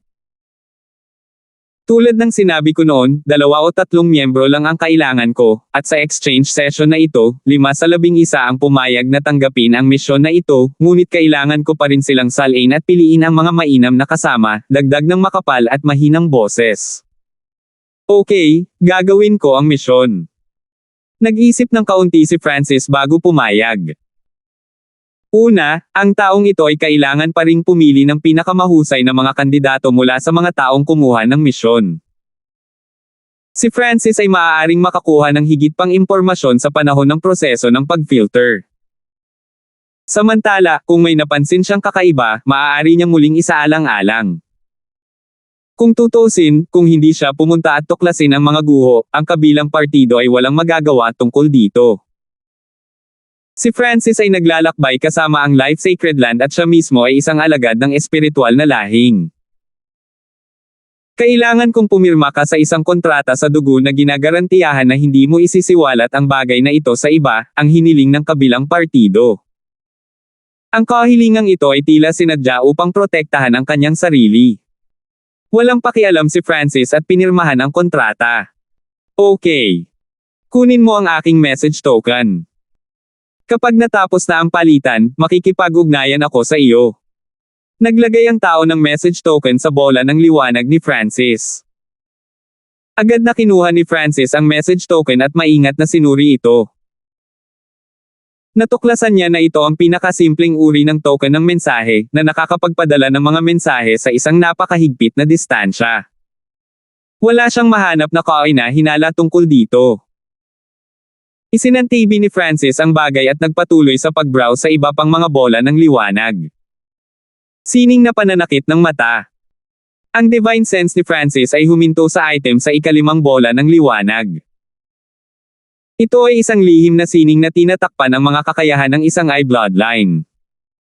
Isang malinaw at maliwanag na boses ng babae ang nagsalita. Ang isang kasanayan na maaaring magsil sa kapangyarihan ng isang eye bloodline sa isang mahalagang sandali ay maaaring magsilbing isang hindi inaasahang trump card. Siyempre, narinig din ni Francis ang isang eye shrouding art na maaaring sugpuin ang anumang phenomena na ginawa ng isang eye bloodline. Ang dalawang lihim na sining na ito ay maaaring gamitin ng magkasama para sa isang mas malakas na epekto. Anong kailangan mo? Agad na tanong ni Francis. Ang eye sealing art ang eksaktong kailangan ni Francis. Kailangan ko ng space-time eye bloodline technique, sagot ng kabilang partido. Mula dito, makikita ng isang tao na ang taong ito ay isang inapo ng eye of space-time o may kaugnayan dito sa ilang paraan. Hindi mapigilan ni Francis na matuwa. Mayroon siyang 2 space-time eye bloodline techniques, parehong mula sa space-time robe. Matapos husgahan ang mga kalamangan at kahinaan, nagpasya si Francis na gamitin ang mas mataas na antas na space-time seal para makipagkalakalan. Ang iyong eye sealing art ay malayo sa sapat kung gusto mong ipagpalit ang aking space-time eye bloodline technique. Ipinagmamalaki ni Francis. Ngunit ang kabilang partido ay malinaw na may matinding pagnanais para sa space-time seal at ipinahiwatig na handa silang mag-alok ng higit pa. Inilabas ni Francis ang eye shrouding art. Nagkataon, ang kabilang partido ay nagkaroon din ng lihim na sining, at natapos ng 2 panig ang kalakalan. Pagkatapos, habang nagbabrowse si Francis sa iba pang mga bagay, nahati niya ang isang bahagi ng kanyang isip upang halos maunawaan ang 2 lihim na sining na ito. Matapos bigyan sila ng magaspang na sulyap, natuklasan niya na ang eye sealing art ay nasa mas mataas na antas habang ang eye shrouding art ay hindi gaanong halaga. Ito ay dahil ang eye shrouding art ay pinaghihigpitan ng kalidad nito at hindi maaaring ganap na matakpan ang ilang mas makapangyarihang mga mata. Si Francis ay walang nakitang ibang bagay na interesado sa kanya bukod sa iba pang mga item, kaya nagsimula siyang maunawaan ang 2 eye bloodline technique na ito sa selyadong dimensyon. Makalipas ang mahabang panahon, natapos ang palitan. Tumayo si Francis at pumasok sa malapit na maliit na tindahan. Nang makita niya si Walter, umakyat si Francis para salubungin siya. "Well, paano nangyari ito?" biglang tanong ni Francis. "Marahil ay nakikipagkalakalan ako sa rank 7 Ancient Gods. Nagustuhan ko ang ilang wood intent crystals, ngunit ang aking mga item ay masyadong mababa ang kalidad. Halos hindi ako nakapagpalit ng ilang intent crystals," nakangiting sabi ni Walter. Dahil siya ay isang peak rank 6, isang hakbang lamang mula sa antas ng sinaunang Diyos, hindi nakakaiba para sa kanya na mapangkat sa mga sinaunang Diyos habang nakikipagkalakalan. Nanlamig ang ekspresyon ni Francis. Naalala niya na, sa ikalawang bola ng liwanag, nakipagpalit siya ng ilang wood intent crystals, ngunit ang mga mapagkukunan ng soul cultivation ng kabilang partido ay talagang hindi dapat pag-usapan. Ang taong ito ay si Walter. Hindi mapigilan ni Francis na tahimik na tumawa sa sarili. Tingnan natin sa ibang lugar. Ang God Eye Assembly na ito ay talagang isang pambihirang kaganapan. Hindi natin maaaring palampasin. Nakangiting sabi ni Francis. Naglakad-lakad ang dalawa at pumunta sa Technique Exchange Pavilion. Ang mga diskarte at sining na ibinebenta dito ay nauugnay lahat sa kaluluwa at ay bloodlines. Ang tanging downside ay ang lahat ng ito ay sobrang mahal. Si Francis ay talagang mayroong napakaraming God Crystals, ngunit bilang isang rank 7 Ancient God, hindi siya maaaring magpakita ng labis na kayamanan. Kaya, pinili ni Francis na bumili lamang ng ilang mga diskarte at mga diskarte sa i-bloodline na nakita niyang angkop o kawili-wili. Maghanap tayo ng inn para makapagpahinga, mungkahi ni Francis. Napakaraming may kakayahang tao sa God Eye Assembly na ito. Nagpasya si Francis na mas mabuti kung hindi niya ilantad ang kanyang eye bloodline. Kaya naman, gusto niyang maunawaan muna ang sining na nababalot sa mata at sining na nagtatatak ng mata upang maitago niya ang espiritual na mata ng kanyang Diyos. Medyo maganda ang ginawa ni Walter sa shopping trip na ito, kaya pumayag siya sa mungkahi. Pagkatapos ay nakahanap ang dalawa ng mga angkop na silid para sa kanilang sarili at tumira. Swish! Upang makatipid ng oras, pumasok si Francis sa Spacetime Robe Dimension upang linangin ang dalawang diskarte sa i-bloodline. Pagkaraan ng 10 araw, mahusay na nahawakan ni Francis ang dalawang diskarte sa i-bloodline at handa siyang itago ang spiritual eye ng kanyang Diyos. 1294. Unang sinubukan ni Francis ang eye shrouding art. Habang ipinapaikot niya ang pamamaraan, isang kakaibang alo ng enerhiya ang nagmula sa kanyang ulo. Mabilis na lumabo ng kaunti ang ningning ng kanyang mga mata. Kasabay nito, nagsimulang maging itim ang nakasisilaw na pilak at parang panaginip na buhok ni Francis. Ngunit ito ang lawak ng pagbabago. Walang ibang nangyari. Pagkaraan ng mahabang panahon, tumigil si Francis sa paggamit ng pamamaraan at binuksan ang kanyang mga mata. Hindi may tatago ng sining na nababalot sa mata ang mga phenomena na ginawa ng espiritual na mata ng Diyos, mahinahong sabi ni Francis. Sa pagiging pamilyar niya sa sining na ito, nahulaan na niya na ito ang magiging resulta. Pagkatapos ng lahat, ang mata ni Francis ay nasa quasi-God Eye level na at nagkaroon pa ng pagkakataon na maging 9th God Eye. Ang low-level na eye shrouding art ay natural na walang kakayahang ganap na iwaksi ang mga phenomena ng kanyang eye bloodline. Marahil ito ay magiging mas epektibo kapag ang kanyang God Spiritual Eye ay nasa gold stage pa. Pagkatapos ay ginamit ni Francis ang mas mataas na antas ng eye sealing art. Ang eye sealing art ay pangunahing inilaan para sa pagsil sa lahat o bahagi ng mga kakayahan ng isang eye bloodline. Gayunpaman, dahil sa kapangyarihan ng espiritual na mata ng Diyos, malamang na sobra na ito para i-seal ito ng buo. Kaya, nagpasya si Francis na i-seal lamang ang isang bagay, ang origin energy sa bola ng dream-like silver sa loob ng kanyang God Eye dimension. Nang ang espiritual na mata ng Diyos ni Francis ay naging mata ng parang panaginip na pilak, ang pinakamahalagang pagbabago ay ang origin energy na malayang magagamit nito. Kung tatatakan niya ang origin energy na ito, ang God Spiritual Eye ni Francis ay magdaranas ng malaking pagbaba ng lakas. Magiging mas mahirap din para sa iba na madama ang espesyal na katangian ng espiritual na mata ng Diyos ni Francis. Bees. Isang komplikadong rune na nabuo mula sa Chaos Origin Divine Power ang lumitaw sa God Eye Dimension, na tila isang anting-anting. Kinokontrol ni Francis ang selyo na ito at ikinabot ito sa parang panaginip na ball ang pilak. Habang papalapit ang selyo sa ball ang pilak, biglang nagsimulang lumaban ang pilak na bola. Medyo mahirap. Bahagyang kumunat ang noo ni Francis. Ginagawa na niya ang lahat para sugpuin ang kanyang origin energy. Inaasahan niyang hindi gagana ang sining na nababalot sa mata, ngunit kung nabigo rin ang sining na nagtatak sa mata, kung gayon ay talagang talo siya sa kalakalang iyon. Tama, naintindihan ko ang ilang layunin ng silang noon. Biglang naalala ni Francis.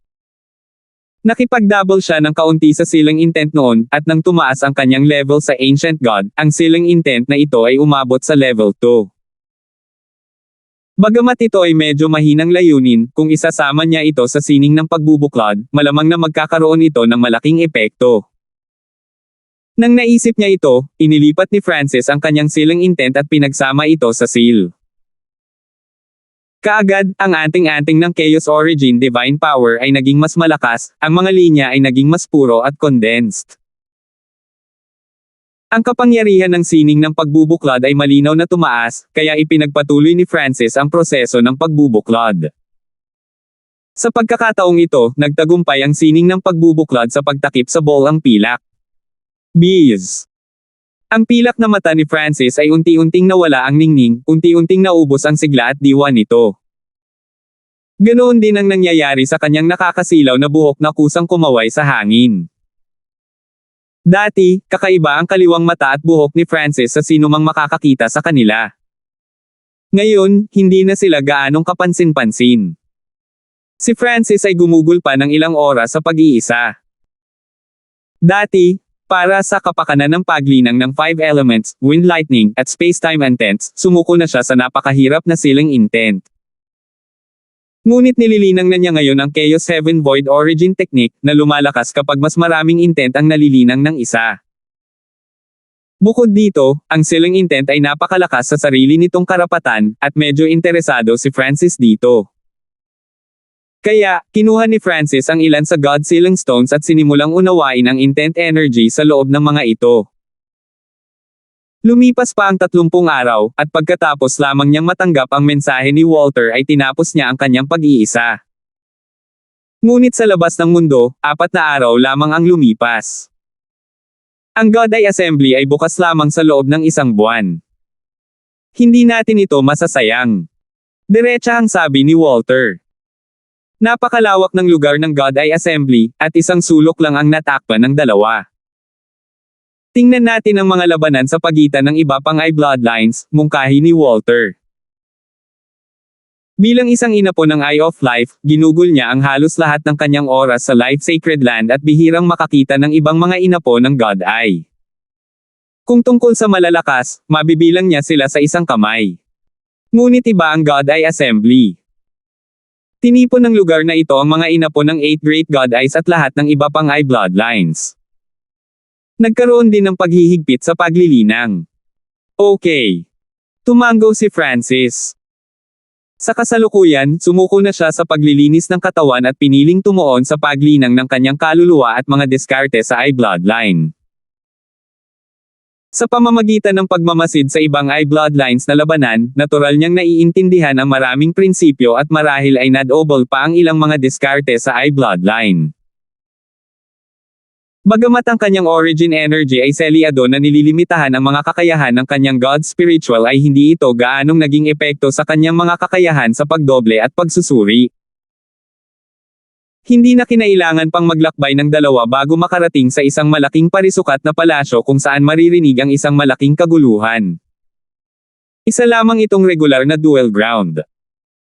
Sa loob, maaaring hamani ng isang tao ang sinumang naisin upang maasa ang kanyang lakas, ngunit maaari rin siyang hamani ng sinuman. Pumunta tayo sa malaking arena. Baka makakita tayo ng mga totoong eksperto na lumalaban doon. Medyo nasasabik si Walter. Ang malaking arena ay may sistema ng premyo. Kung mas maraming labanan ang isa, mas malaki ang mga gantimpala na matatanggap ng isa, kaya mas kapana-panabik ang mga labanang nagaganap doon. Mabilis na nahanap ng dalawa ang arena, nahuwad mula sa itim na metal at napapaligiran ng malalaking eskultura ng mga demonyo at Diyos. Ang arena ay may matibay na hanay ng hangganan sa paligid nito. Naisip ni Francis na kahit na ang berdeng batik-batik na elder na namumuno sa kanilang grupo ay hindi kayang sirain ito. Boom! Isang pula at itim na liwanag ang bumaril mula sa arena at tumama sa hanay ng hangganan sa kalangitan. Pumasok tayo at tingnan natin. Tuwang-tuwang sabi ni Walter. Nagbayad ang duo ng napakalaking entry fee at naglakad papunta sa malaking arena. Sa sandaling pumasok sila, narinig ni Francis ang nakakabinging tagay at dagandong. Sa isang napakalaking kulay abong entablado, dalawang tao ang mabangis na nakikipaglaban. Ang isa sa mga mandirigma ay isang lalaking nasa katanghaliang gulang na may maikling buhok, isang rank 7 ancient god na may maitim na pilak na mga mata na may malalim na layunin sa kalawakan. Ang kanyang kalaban ay may ordinaryong eye bloodline, ngunit nanalo siya sa karanasan at antas ng cultivation. Extreme Space Blade. Ang mga mata ng maikling buhok na lalaki ay nagpakawala ng malakas na space-time intent at metal intent. Ang dalawa ay pinagsama sa isang matalim na talim ng pilak. Thurish. Ang pilak na talim ay biglang kumurap sa kawalan. Ilang sandali pa, ang matipunong lalaki sa kabilang bahagi ay nasaksak sa dibdib sa tilamsik ng madugong liwanag. Siya ay natatakpan na ng mga sugat, at ang matinding suntok na ito ay nag-iwan sa kanya ng walang lakas para makipaglaban. Sa huli, idineklara ng referee na ang matipunong lalaking ito ay natalo. Napakabilis. Tumibok ang puso ni Francis. Ang Extreme Space Blade ng short-haired middle-aged na lalaking ito ay mas mabilis pa kaysa sa kanyang Void Eye Slash, kahit na ito ay medyo mahina. Ang isang manlalaban sa parehong antas ay magiging imposibleng umiwas maliban kung sila ay nagbabantay para dito. Siyempre, ang taong ito ay may Eye of Space-Time, at ang kahusayan ng kanyang dalawang intent ay nalampasan maging si Francis. Kaya, hindi nakakagulat na kaya niyang gumamit ng ganoong eye bloodline technique. Napakalakas ng Eye of Space-Time ni Chendong. Nakapanalo na siya ng 14 na sunod-sunod na laban. Tumingin ka doon. Paparating na ang kanyang 15 kalaban. Hindi nagtagal ay inayos na ng mga tauhan ng arena ang susunod na katunggali. Ito ay isang mabangis at matangkad na eksperto sa sinaunang Diyos na may ulo ng isang leon. Ang kanyang eye bloodline ay medyo katamtaman, ngunit siya ay isang pinakamataas na rank 7 ancient god. Sa sandaling umakyat siya sa entablado, ang nakapipigil na hangarin sa pagpatay ng isang pumatay sa hindi mabilang na tao ay nagsimulang kumalat sa hangin. Si Woody. Si Woody ay orihinal na may isang bloodline, ngunit pagkatapos ng isang hindi inaasahang pagkikita, nakakuha siya ng isang eye bloodline. Bukod dito, siya ay napakalakas, halos hindi magagapi sa rank 7 ancient gods. Ang mga nakapunta sa isang god eye assembly ng higit sa isang beses ay may ilang impresyon sa lalaking ito na ulo ng leon. Parang matatalo si Chendong. Isang medyo masayang boses ang nagmula sa malapit. Lumingon ang mga nasa malapit na manunood. Lumilitaw na ang tagapagsalita ay may isang uri ng away kay Chendong. Tumingin din si Francis at nakita niya na ito ay isang binata na may puting balat at medyo nakakaakit na mukha. Ang kanyang dalawang itim na mata ay kumikinang sa mga puting bitik ng liwanag ng bituin. Gayunpaman, ang tingin ni Francis ay agad na bumagsak sa black-armored middle-aged na lalaki na may nag-iisang kulot na sungay sa kanyang ulo na nakatayo sa tabi ng binata. Ang taong ito ay nagkataon na iniskan ang mga tao, at nang makita niya si Francis, agad siyang tumawag ng may pagtataka, "Francis." Matagal nang hindi nagkita. Ngumiti si Francis. Hindi niya inaasahan na ang unang kakilala na makikilala niya sa ancient desolate realm of gods ay ang demigod destruction ng mga hindi tao. Noon, naramdaman ni Francis na ang hindi tao na may pinakamalaking potensyal ay ang demigod destruction. Gaya ng inaasahan, ang taong ito ay mabilis na nakarating sa ancient desolate realm of gods at isa ng rank 3 true god. Hindi ko akalain na makakasama kita dito. Malamig na ngumiti si Demigod Destruction, puot sa kanyang mga mata. Francis. True God Cloudbreaker, kilala mo siya. Ang nakakabighaning kabataan ay nagulat sa una, at pagkatapos ay lumingon siya sa pagkalito sa Demigod Destruction.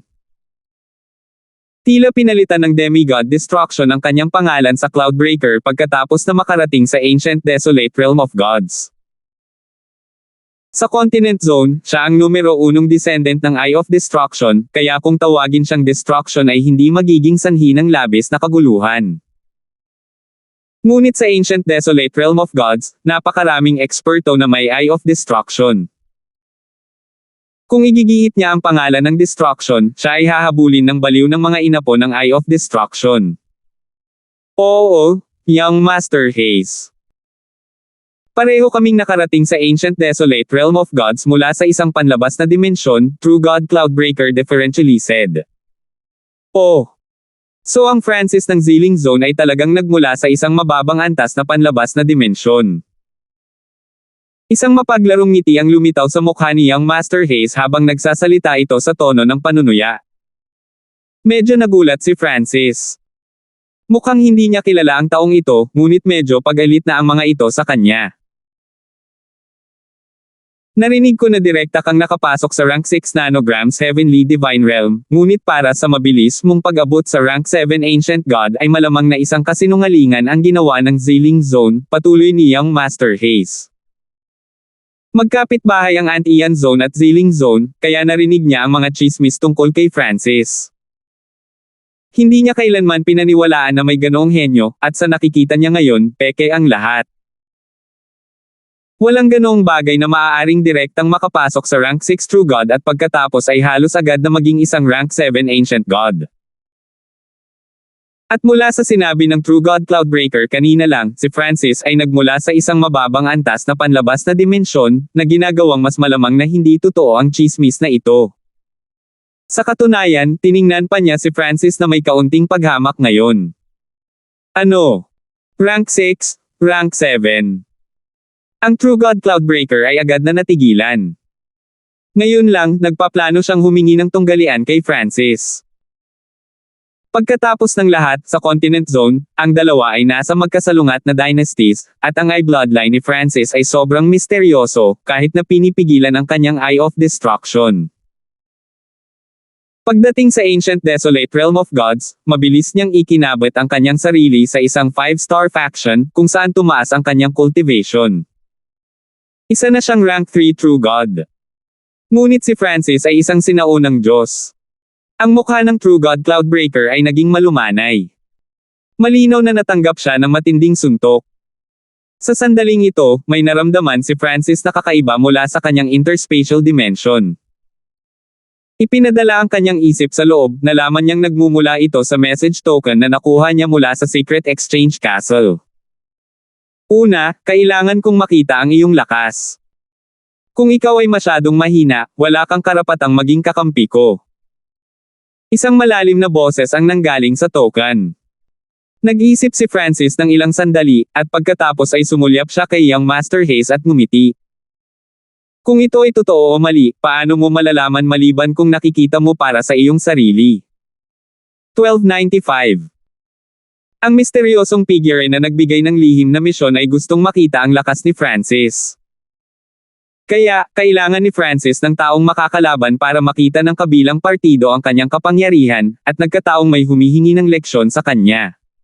Kung ito ay totoo o mali, paano mo malalaman maliban kung nakikita mo para sa iyong sarili? Ngumiti si Francis kay Young Master Haze. Habang sinasabi ni Francis ang mga salitang ito, ginamit niya ang message token para ipadala ang kanyang mga coordinates sa kabilang partido. Ikaw. Si Young Master Haze ay natulala noong una, ngunit pagkatapos ay nagsimula siyang tumingin kay Francis ng may pagmamataas at bahagyang hinamak. Francis, ang Young Master Haze na ito ay isang napakakilalang kababalaghan ng Antian Zone. Bagamat hindi siya inapo ng 8 Great God Eyes, ang kanyang Star Eye ay lubhang kakilakilabot. Si Walter ay may walang malasakit na hitsura sa kanyang mukha habang siya ay nagmensahe kay Francis. Wala siyang gaanong alam tungkol kay Young Master Hayes, ngunit mayroon siyang matalas na pag-unawa sa lakas ni Francis, kaya hindi siya masyadong nag-aalala. Binibigyan lang niya ng kaunting babala si Francis. Haha, parang napunta sa ulo mo ang reputasyon mo sa Zilling Zone. Biglang napatawa si Young Master Hayes.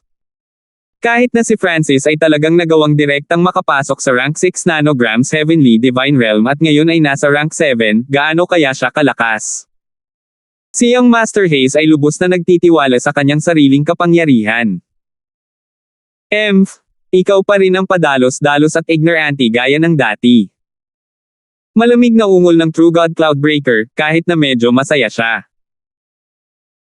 Nang malaman niya na si Francis ay isa ng rank 7 Ancient God, lahat ng pagmamalaki na naramdaman noon ng True God Cloudbreaker ay agad na naglaho.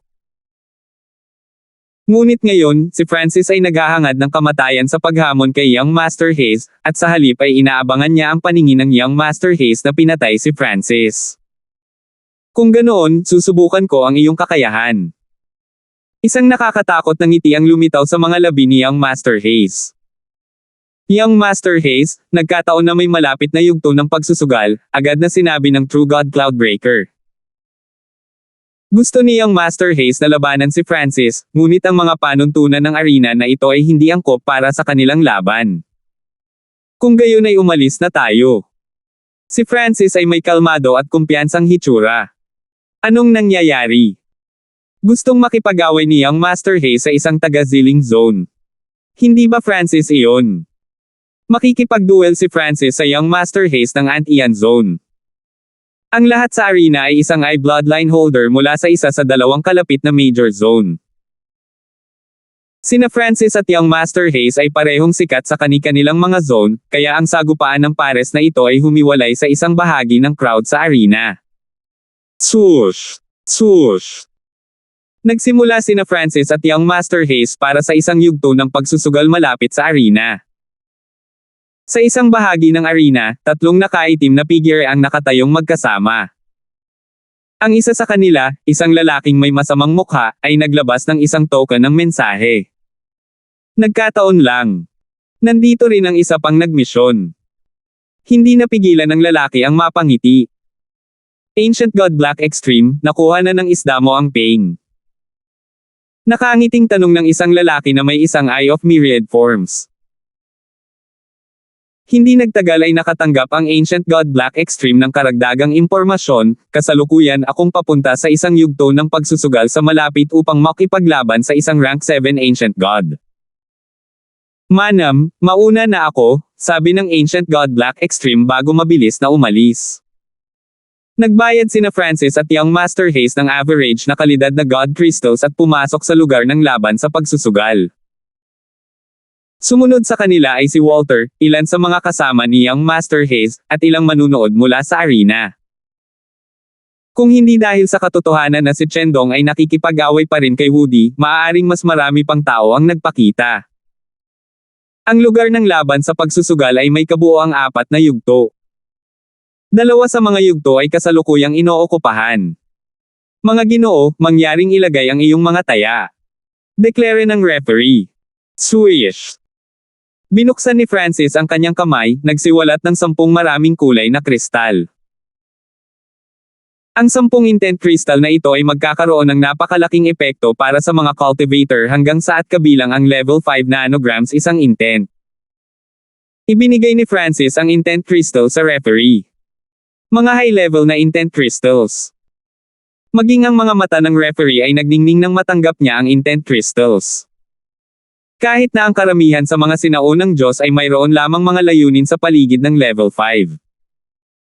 Nangangahulugan ito na ang mga intent crystal na ito ay mga mapagkukunan ng paglilinang para sa mga sinaunang Diyos. Medyo nagulat si Young Master Hayes. Si Francis ay naglagay ng tunay na disenteng taya. Ako ay tumataya ng isang divine level high class ay bloodline technique, Earth-Shaking Nova. Ipinagmamalaki ni Young Master Hayes. Ang kanyang taya ay natural na kailangang mas mahalaga kaysa kay Francis.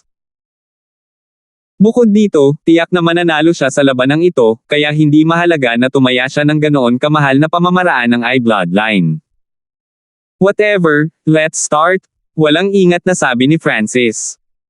Siya ay pumunta dito lalo na upang patunayan ang kanyang lakas sa taong nagbibigay ng misyon.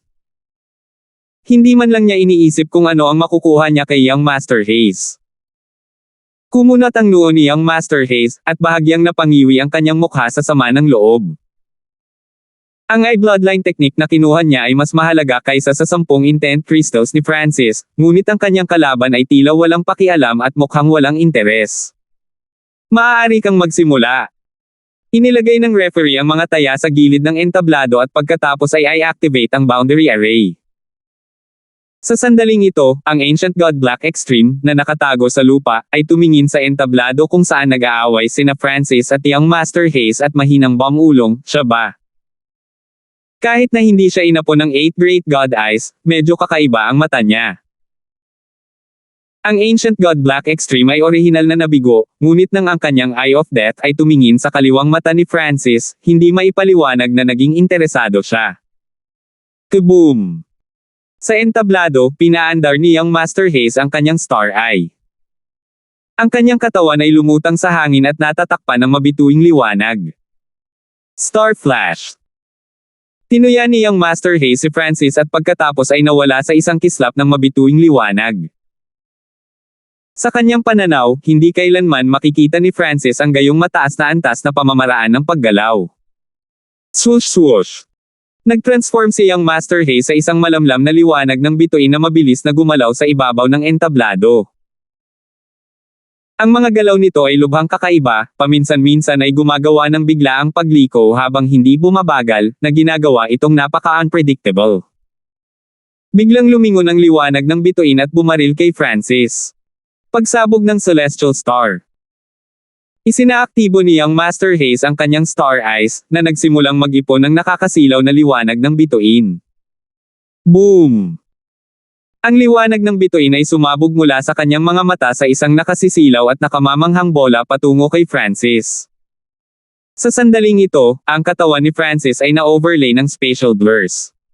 Boom!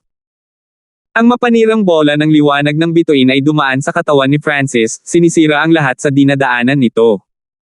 Hindi, nakatakas siya. Ngumisi si Young Master Hayes. Sa sandaling ito, naramdaman niya ang malakas na alon ng banal na kapangyarihan mula sa kanyang likuran. Thwish! Biglang tumalikod si Young Master Hayes at nagsimulang tumakas sa ibang direksyon. Isang madilim na palad ng magulong liwanag ang lumipad sa kanya at tumama sa malayong hanay ng hangganan, na nagpakawala ng isang napakalaking pagsabog. Boom! Bang! Bumagsak! Ang dalawa ay nagpatuloy sa palitan ng suntok, kakilakilabot na mga alon ng enerhiya na umaagos sa buong entablado. Kamangha-manghang. Si Young Master Hayes ay bihasa sa Star Intent, at ang kanyang mga diskarte sa paggalaw ay malalim at napakabilis, ngunit si Francis ay bihasa sa sining ng Spatial Blink. Naghiyawan ang mga manunood sa gulat at kasiyahan. Ganyan kalakas talaga si Francis. Ang True God Cloudbreaker ay may medyo malungkot na ekspresyon. Ang isang taong maaaring makipagpalitan ng suntok kay Young Master Hayes ay hindi maituturing na isang ordinaryong rank 7 Ancient God. Ang mga diskarte sa I-Bloodline ng taong ito ay maaaring umatake sa kaluluwa at sa katawan, at ang kanyang diskarte sa paggalaw ay medyo nakakainis. Naging seryoso ang ekspresyon ni Francis. Tingnan natin kung paano ka tumakbo kapag na-destabilize ko ang paligid. Umungol si Young Master Hayes, ang kanyang mga mata ay pumipikit na may kahangahangang eye intent. Kasabay nito, ang Star Intent na may halong mahinang Space Intent ay umaalon palabas. Stellar Flurry. Ang mga mata ni Young Master Hayes ay kumislap sa liwanag ng bituin at nagsimulang baliw na lumiko. Ang mga imahe ng mga bituin na malaki at maliit ay lumitaw sa nakapalibot na kalawakan, na binago ang entablado sa isang mundo ng mga bituin. Boom! Biglang, ang mga bituin na ito ay sabay-sabay na sumabog, na nagpakawala ng isang mapanirang bagyo. Agad na pinalamutian ni Francis ang isang kalasag ng Chaos Origin Divine Power sa kanyang harapan habang ang dalawang gintong pakpak ay nabuo sa kanyang likuran. Gamit ang kanyang Metal Lightning Radiance Wings, mabilis niyang sinubukang iwasan ang pag-ataking ito. Ha, hindi mo magagamit ang spatial blink ngayon. Malamig na tumawa si Young Master Haze habang siya ay bumaril sa sinag ng liwanag ng bituin sa pagtugis. Ang Star Flash ay isang high-speed na kasanayan na gumamit ng Star Intent. Ito ay mas mabilis kaysa sa Metal Lightning Radiance Wings habang hindi rin naaapektuhan ng Space Intent. Nakakakilig na Nova. Ang hindi mabilang na maliliit na bituin sa mga mata ni Young Master Haze ay nagtipon sa isang puting bola ng liwanag ng bituin. Napakalakas ng eye bloodline technique.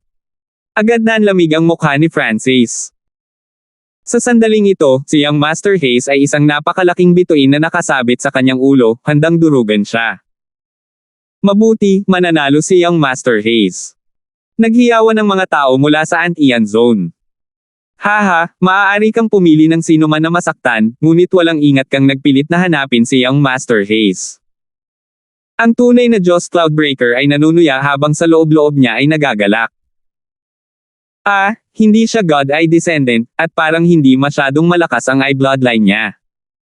Parang matatalo pa siya. Mukhang kailangan ko pang maghanap. Napabuntong hininga ang Ancient God Black Extreme, medyo nagalit. Biglang naramdaman ng Ancient God Black Extreme ang daloy ng Space-Time Intent, at ang kanyang Eye of Death ay lumingon kay Francis. Space-Time Seal. Nakalok ang kaliwang mata ni Francis kay Young Master Haze at naglabas ng malalim at mahiwagang intent energy. Ang Space-Time Intent na ito na tila totoo at peke ay agad na bumaba kay Young Master Haze. Ang Eye Bloodline technique na inihahanda ni Young Master Haze na gamitin ay biglang bumagal. Thwish. Sa oras na ito ay pinakawalan, si Francis ay matagal nang umalis sa saklaw ng pag-atake. Breroom. Biglang lumitaw ang earth-shaking nova kung saan naroon si Francis ilang sandali lang ang nakalipas. Isang nakakagulat na napakalaking kapangyarihan ang brutal na bomb alot sa lugar na nagdulot ng bahagyang pag-ikot ng espasyo. Ito ay Space-Time Eye Bloodline Technique. Nagulat si Young Master Haze at agad na pinakawalan ang kanyang sariling Space Intent upang kontrahin ang mga epekto. Batay sa kanyang naunawaan, tanging ang mga inapo ng Eye of Spacetime ang maaaring gumamit ng ganoong malalim na diskarte sa Eye Bloodline ng Spacetime. Chaos Origin Palm. Ipinalibot ni Francis ang kanyang Chaos Origin Divine Power at pinakawalan ang dalawang malalaking palad ng madilim na liwanag. Ang Young Master Haze ay nagmamadaling nagpalipat-lipat ng kanyang sariling enerhiya upang protektahan ang kanyang katawan. Kasabay nito, naglabas siya ng dekalidad na Defensive Divine Artifact. Gayunpaman, ang Time Intent na nakapaligid sa kanya ay nangangahulugan na siya ay tinamaan ng pag-atake ni Francis bago siya nagkaroon ng oras upang i-activate ang Divine Artifact. Bang! Lumipad patros ang katawan ni Young Master Haze habang nagsusuka siya ng dugo, nag-iwan ng madugong landa sa kanyang likuran. Ang kapangyarihan ng Space-Time Eye Bloodline Technique ay humihina. Sinimulan ni Young Master Haze na patatagin ang kanyang mga sugat. Ang mga diskarte sa Eye Bloodline ni Francis ay humina dahil tinatakan niya ang kanyang God Eyes Origin Energy. Maaari kang matalo ngayon. Biglang kumurap si Francis sa likod ni Young Master Haze at nagpakawala ng ilan pang mga palad ng liwanag. Kasabay nito, ang kanyang kaliwang mata ay pumutok sa parang panaginip na apoy ng kidlat. Kakrak! Ang Young Master Haze ay agad na nabalot ng magulong banal na kapangyarihan at pilak na apoy ng kidlat. Ang katawan ni Young Master Haze ay muling lumipad paatros, at tumama siya sa lupa bilang isang tumpok ng sira-sira na laman. Young Master Haze.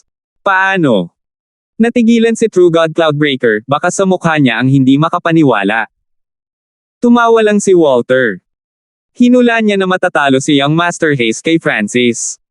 Ganyan kalalim na Space-Time Eye Bloodline Technique. Ito ba ay isang Eye Bloodline na nauugnay sa Eye of Space-Time? Pagkatapos ng kanyang unang pagkabigla, nagsimulang mag-isip ang Ancient God Black Extreme. Sa sandaling ito, isang itim na figure ang lumitaw sa kanyang tabi at nagsalita. Paano ito? Hindi siya inapo ng 8 Great God Eyes, Mata Ray na sabi ng Ancient God Black Extreme. Siya yun. Isang Eye of Myriad Forms ang nakatitig sa itim na figure, may bakas ng pagkagulat sa loob nito. Salamat po at sinamahan ninyo ako, ingat lagi mga master.